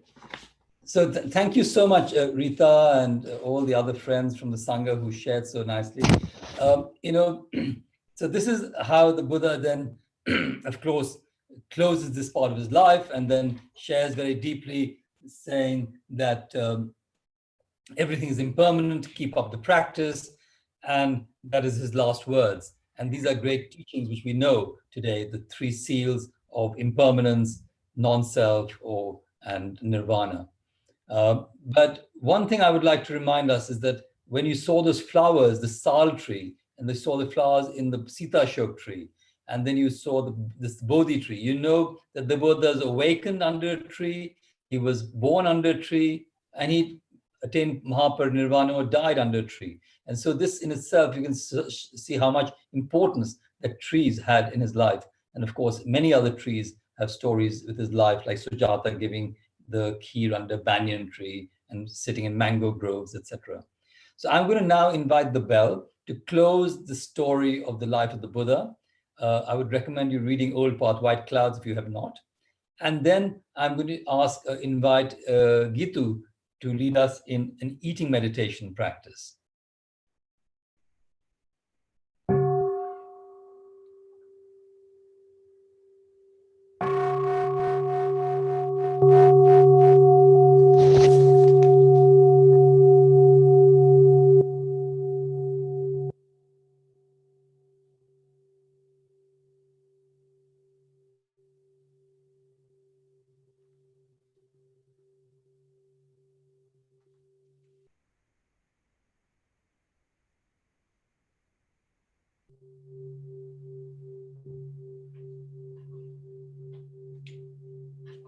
Okay, so Gitu is going to take my seat and do it from here while I move sideways.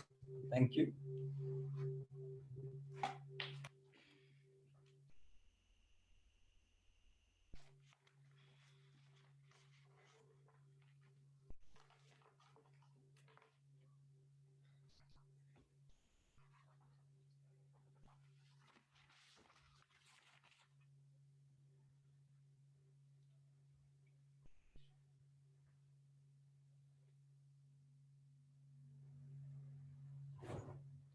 So I just need a few breaths because my computer just turned off.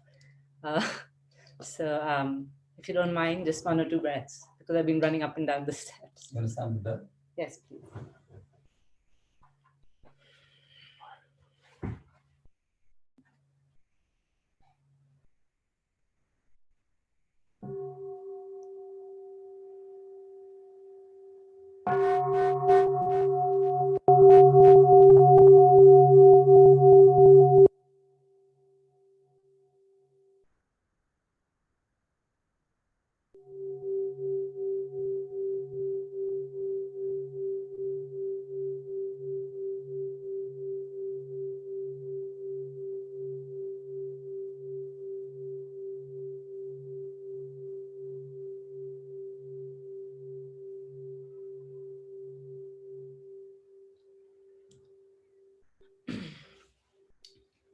So hello, dear friends. I have the pleasure of sharing my favorite, and it's a very popular practice, eating meditation. So you all just heard the story about the Buddha from Shantam, and our other friends read from Old Path, White Clouds. So in Thai's book, actually, he says, on the morning of his enlightenment, the buffalo boy, Swasti, who's from the nearby village, and Sujata, who gave him the kheer, come by to visit the Buddha, and they see a great change in him. And they say there's some sort of difference. And he just smiles and he says, why don't you call all the village children over today and let's maybe have a fruit which we can share with all of them. So Swasti and Sujata then invite all the village children, and they get, Thai writes that they get tangerines. I'm not quite sure whether tangerines were in India at that time, but maybe this is Thai's poetic license. It may have been mango, but one doesn't know. And he invites all the children, and they sit in a circle. And that's when the Buddha gives his teaching on eating meditation to these children. And he actually teaches them how to eat that tangerine in full awareness from the beginning to the end. We practice something called the 5 contemplations in Plum Village before we eat any meal. And the second contemplation actually is very interesting. It says, may we eat with mindfulness and gratitude so as to be worthy to receive this food. So I think we owe that awareness and time to the food that we eat. In this case, I happen to have an orange. I'm not sure whether everyone has an orange because I believe it's out of season in some places. But whatever you have, maybe an apple or a banana or a quinoa. And I think while we contemplate this fruit or this orange, we will know then why we owe it so much respect so that we are worthy to receive it. We often eat without thinking and quite mechanically. Sometimes the taste of something sort of, strikes us and we put our attention on it, but then a minute later, we are still doing something else and we're not really concentrating on our food. So today, maybe on Zoom, let's all try and eat in full awareness and mindfulness. So I would invite you to pick up your fruit and just put it on the palm of your hand and just look at it. See its beautiful color. In my case, it's an orange. And see how that color came to be.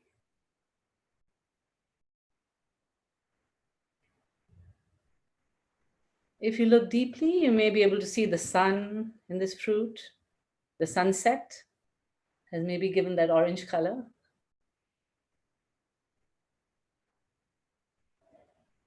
You can see the earth, which may have nourished the tree it came from and was its mother.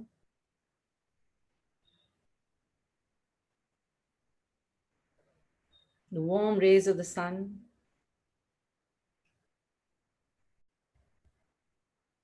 Maybe the cool light of the moon on a hot summer night.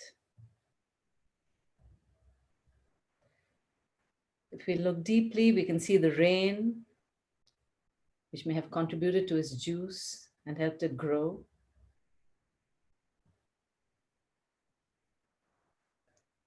The air, which provided its sustenance with the other elements.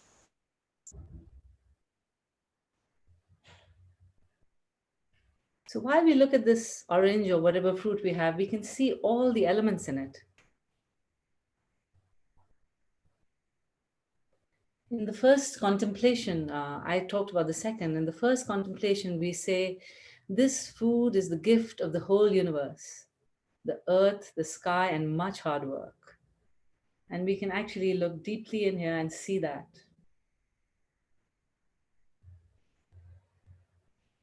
Then maybe we can actually try and use our other sense, which is our ear, and listen very deeply to the story of this orange or this fruit that we have. Its story as a seed in the earth and how it grew into a tree. Maybe in Nagpur in India, where we get delicious oranges, or in Florida, or in Brazil. And then if you listen, you may be able to hear the birds on that tree.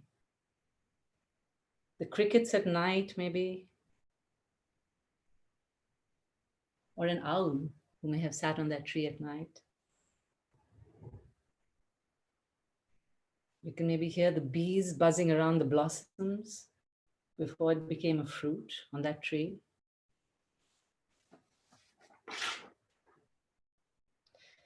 And if you listen very carefully, or you may be able to even see the farmer who actually grew that tree and hear the children of the farmer playing around that tree.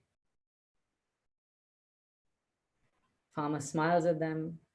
Maybe the wife who actually came out and checked on the tree after a storm.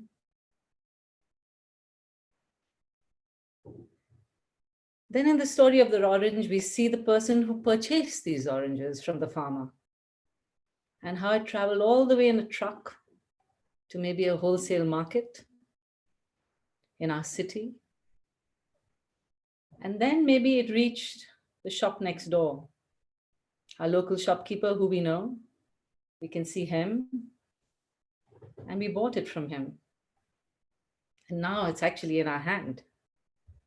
What a miracle that it's here. Through lockdown, so many causes and conditions have made this orange manifest and got it here to have today. Then we take our other sense, and that is before peeling it, I thought maybe we can smell the orange. So if you close your eyes and maybe just take a deep breath, even though it may have a thick peel, just hold it near your nose and take in its beautiful fragrance.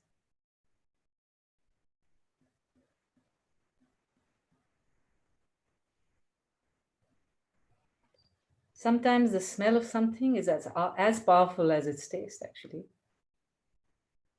You can already taste it in your mouth when you smell it.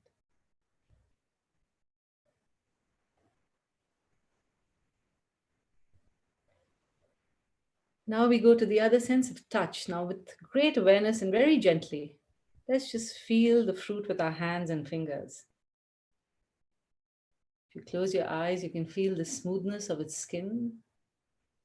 If you have another fruit, maybe little knobs here and there.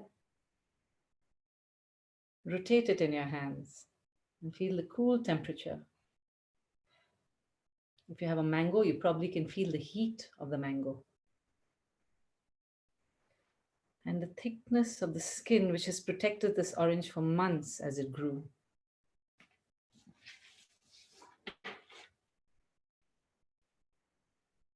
Now maybe we can start peeling it. Slowly, very slowly. And no hurry, just start peeling it. You can feel the juice coming out in your hand. You're removing this protective layer, which has worked very hard to keep the inner fruits safe and fresh. And we will try and treat the skin with great respect. See, the inside of the skin is white, the softness. You can peel the peel in the shape of a flower. I think many of us did that when we were young, and we forget to do that as we grow older. Now we don't have the time to do that. So we can see this peel as something special, not just something which we're going to throw away. I mean, I can make orange peel tea out of it, or a lovely, yummy chocolate orange mousse with the rind of this peel. Or it can be used as compost, and it may be the mother of the next orange tree. So we gently put the peel aside, and now to taste. We normally jump all these things and come straight to taste. So it's very nice to be able to contemplate the orange and now taste it. So we can take a segment if you like, look at it before, and back to the second contemplation, we look at this segment and say, we're going to try and eat it with great gratitude so as to be worthy to receive it. We've seen where it's come from, so we eat it slowly, no hurry, and chew it carefully.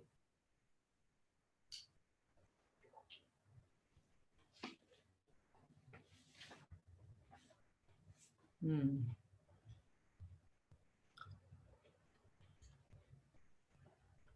can taste the rain and the sun. And maybe you can see the hard work of the farmer.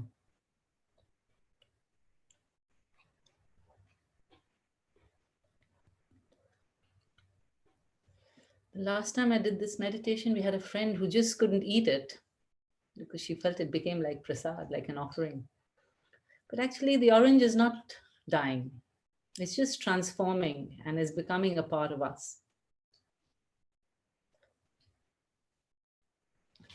And it'll keep living on in different forms.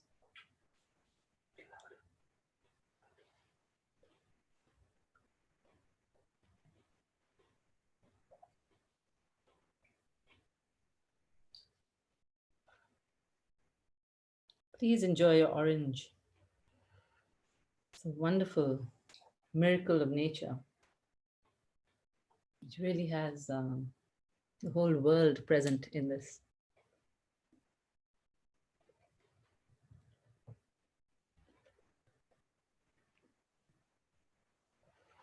As we are a little short of time, I will move out, and please keep enjoying your orange and pass on to the next person who's going to present. Thank you so much.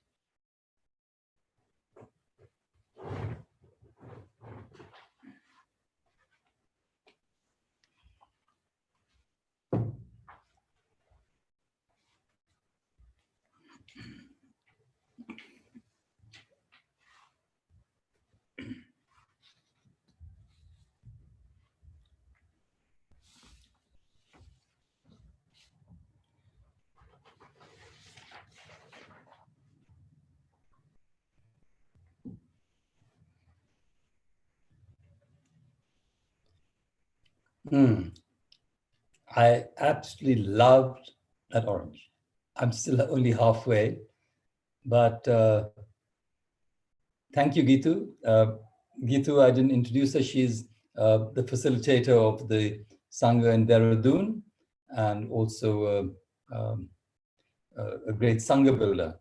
So she's been very integrally involved in building the Ahimsa Sangha, and we are partners and married together. We are a couple.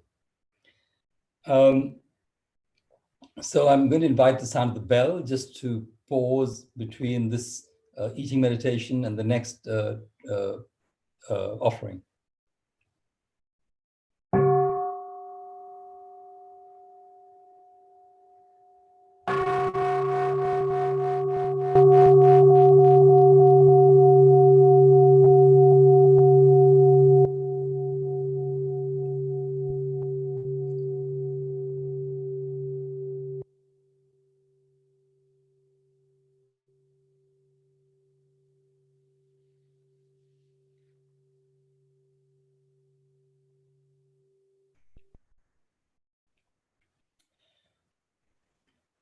The taste lingers on, and it's such a, I just saw one bit of a chat come up saying, amazing experience. And really is. And I feel that, we all have that opportunity to taste every morsel of food in our lives like this. So thank you so much for this sharing. And it's a wonderful experience that all of us can have every day and share with our children, our families, our friends. We can have an orange party, just one orange. Wonderful. And spend half an hour over it. I know we've reached 8 o'clock. I'd said that we'd finish in 2 hours, but just another 15 minutes or so, 10, 15 minutes before we close. So if you can bear with us, we knew that we may not be able to fit exactly at 8 o'clock, but if that's okay with you. We want to invite Amu. Amu is Amu Lula, who's from the Gurgaon Sangha, to also share about the teaching, offering on dana and the offering. So Amu, would you be there? Can you spotlight Amu?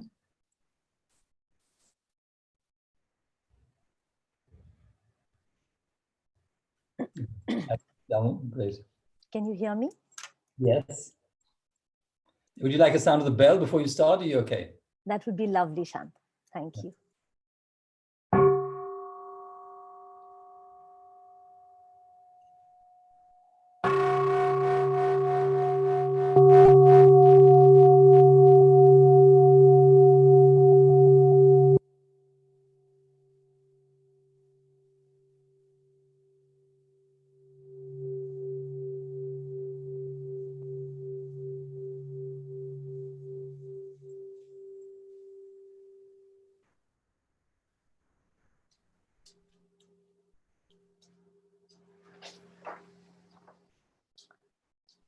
So Thai speaks about the paramitas as a flower with 6 petals, in the middle of which he suggests we write mindfulness. On Google, paramita is translated as perfection. The 6 petals are giving, diligence, mindfulness trainings, inclusiveness, meditation, and insight. And the substance of each petal is mindfulness.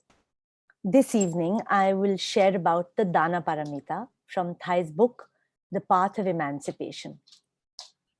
This is the practice of giving. When we give, we find ourselves on the other shore. When we are angry, we suffer because of our anger. When we practice giving to the person that we perceive as the cause of our anger, we find ourselves on the shore of non-anger and well-being. Deep in our hearts and minds, we know that we have the seed of generosity and the willingness to make the other person happy. There are several ways to practice Dana Paramita. Giving is a very deep practice, and we don't need to be rich to give. We are a lot richer than we realize, and we make a lot of people happy when we give. We need only to come back to ourselves, practice mindful breathing, and recognize that we have a treasure of happiness and other elements that can make other people happy. If we know how to use our time, our energy, our smiles, then we can make others happy. And in that, we make ourselves happy.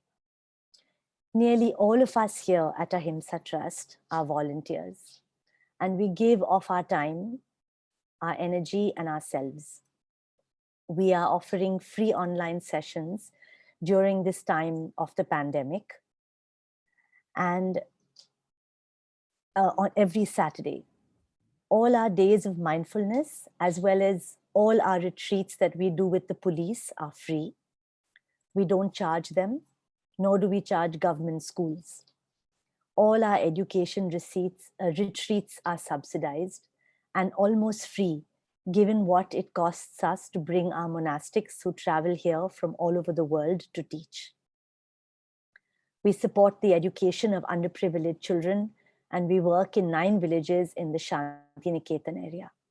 We are also setting up a mindfulness practice center in Dehradun, where we hope that someday in the not so distant future, we will all enjoy practicing together.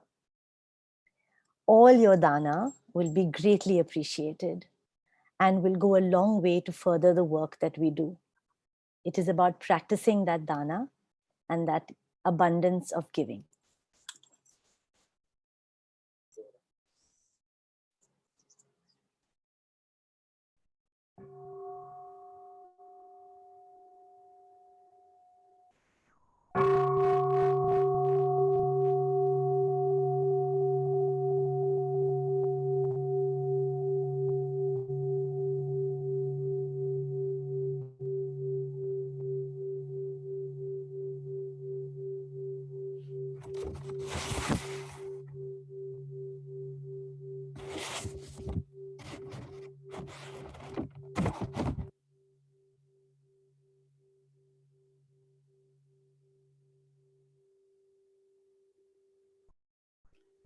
Thank you, Amu. Thank you for sharing a teaching, but also a way of offering people a chance to develop the paramita. The paramitas are ways of coming across to the other shore. For lay people, we often suggest dana as a very good step to engage in other people's suffering, engage in other people's happiness, to see and empathize and to feel what other people are going through and how to open our heart in a way which can really engage in the interbeing nature of our universe, not just people, but also nature. I want to mention here one particular person who passed away recently in this last month, actually, who has been a great mentor and a great donor to us, Ashok Bhai Desai. He, when we were starting the Mindfulness Practice Center, which we hope to be a plum village in India, a Thich Nhat Hanh Center in India, we rang him up and said, we'd like to purchase this land, and readily he said yes. And he donated, and we all decided to donate, the 5 of us who got together to donate 2/3 of the land to the Sangha, to the trust. And Ashok Bhai said, no, I will donate 100%. And unfortunately, he passed away. And I just wanted to acknowledge him because he was also a great mentor to us. Whenever we had any issues, he would always come back to us. And I feel that now we would like to do something in his memory on the Jamun village. We're calling it Jamun village, after the tree under which the Buddha practiced as a child. And of course, Jamun is the black plum. So it's appropriate as a plum village, India. But as Amu was pointing out, that we can offer in many, many ways. Some are even symbolic. And one of the symbolic ways is to offer light. This is often in the Buddhist tradition, we think of dispelling the darkness of ignorance. All that we've been teaching or studying from the Buddha is really how to dispel that ignorance of the idea of me, mine, I, the self view. And sometimes it's sometimes easier to do it slightly ritualistically even, because rituals can also remind you of the teaching. So of course, the inner light is the mindfulness practice, which is what we are emphasizing. But also we can light a candle and see that light emanating into the universe and joining with the light of the full moon, which is really offering us all light all around the world. It does not, again, discriminate between countries and sexes and any which way, even a species. The full moon just offers its light to all of us. And the full moon is often depicted as the awakened mind in the Buddhist context. So we often talk about the Buddhist understanding of the awakened mind through the moon. And so I thought we'd put up this little slide of the moon crossing across to the other shore in a sort of way. And at this point, we would suggest that everyone light a candle, if they have one, close to them. So we could just light the candle, and then there'll be two friends who'll be sharing a song and a poem after this. So if you have time, just light your candle. I'll just light mine.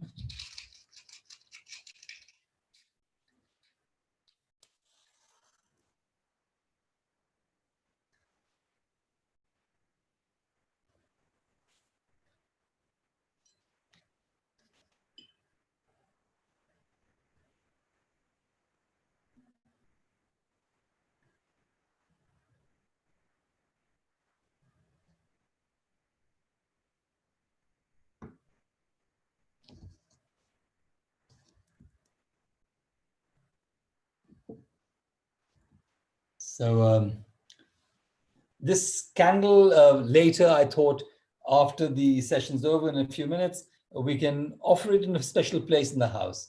I think it's always nice to have a place in the house, like an altar or some breathing space. But in every year for the last 21 years, we've been offering light to a banyan tree in Sanskriti Kendra. But this year, since we're not there, you might even want to go outside. And after this, even look at the full moon if it's up where you are. It's already risen in Dehradun, in Delhi, but I noticed friends are also in other parts of the world. So you may have already got the moon higher, or it'll arrive. Don't worry. That we're pretty sure about so far, nearly. So I'm going to invite a sound of the bell, and then please enjoy the light of your candle.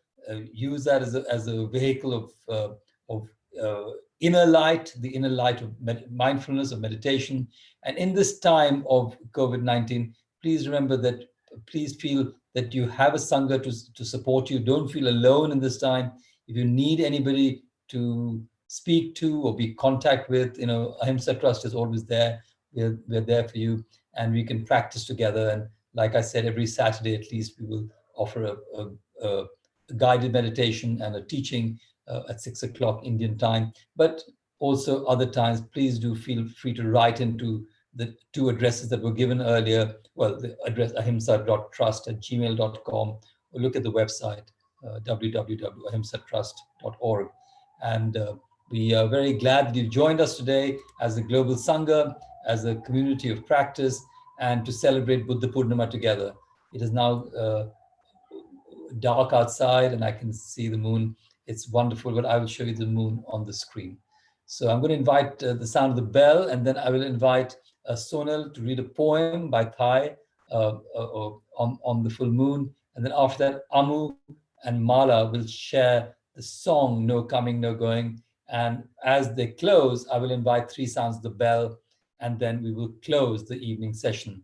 At which point, please feel free to take your candle and place it in a safe place, that it doesn't cause any untoward problems, but it can be outside or inside. But please feel that we have communed together for the last 2 hours and remembered our ultimate teacher, the Buddha. And again, I would like to thank my own teacher, Thich Nhat Hanh, and the teacher of our community for offering this very wise path in a contemporary setting, in a contemporary way to us. So thank you for joining us, and just enjoy the poem and the song as we close. And Sonal is from part of the Noida Sangha, and Ammu and Mala you met before.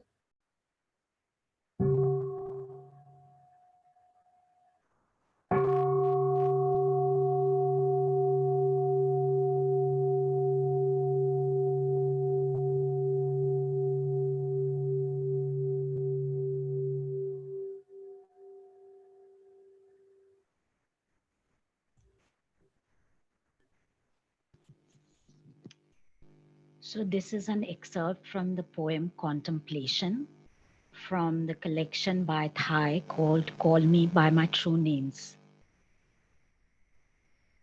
Since the moon is full tonight, let us call upon the stars in prayer.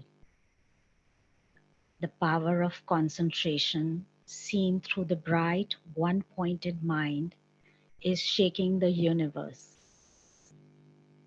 All living beings are present tonight to witness the ocean of fear flooding the earth. Upon the sound of the midnight bell, everyone in the 10 directions joins hands and enters the meditation on Mahakaruna. Compassion springs from the heart as pure, refreshing water, healing the wounds of life.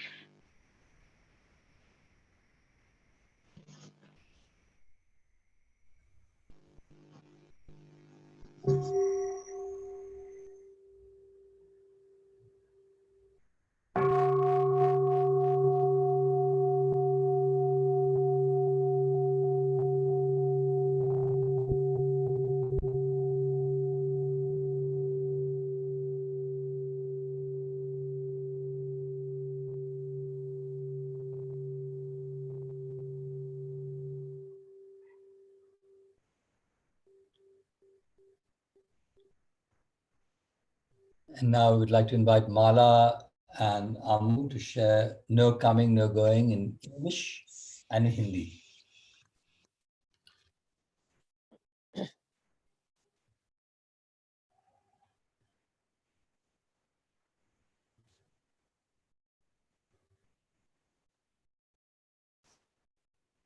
Mala, you'll have to unmute yourself. Yeah. I'm muted by the host. No coming, no going, no after, no before. I hold you close to me. I release you to be so free. Because I am in you and you are in me. Because I am in you and you are in me.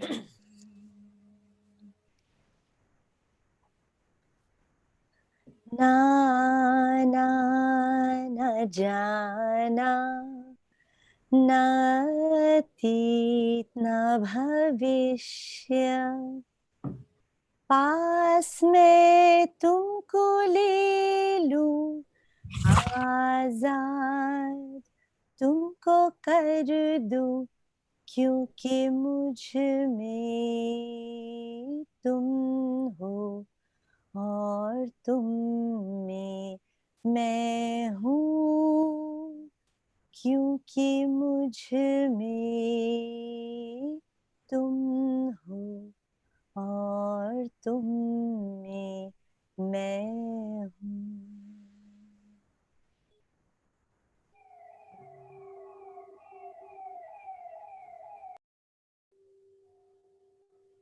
So dear friends, I will invite three sounds the bell.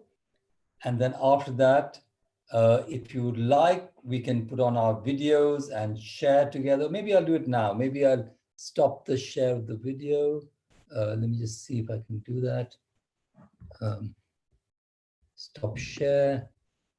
Yeah, and then if you'd like, we can actually put on our videos so we can see each other at least a little bit. And I will then invite Three Sounds the Bell, just as a way of being aware together. Thank you so much for the songs, and thank you so much for being together on this evening. And as we transition out, we'll be putting on the chant, Namo Avalokiteshvaraya. It is the chant to the Bodhisattva of great compassion, Avalokiteshvara. It is being sung by the monks and nuns of Plum Village. And it is actually very appropriate to this time where we are trying to pass our sense of compassion to all those who are suffering in this world in this time of great distress for many, many people. And for many of us, we sense of gratitude that we are well at this time, but for many, we also feel that there's a lot of suffering. So the chant of invoking Avalokiteshvara, the great Bodhisattva of compassion, is a way. If you want to stay with the song or with the chant, stay with it in a quiet way, just feeling the energy and passing it to people who you may feel maybe ill, maybe not feeling so well right now, just offering your heart and compassion to them. So I will now invite the bell, and Three Sounds the Bell, and then we will play the chant. And whenever you want to transition out, please feel free to transition out. See you soon.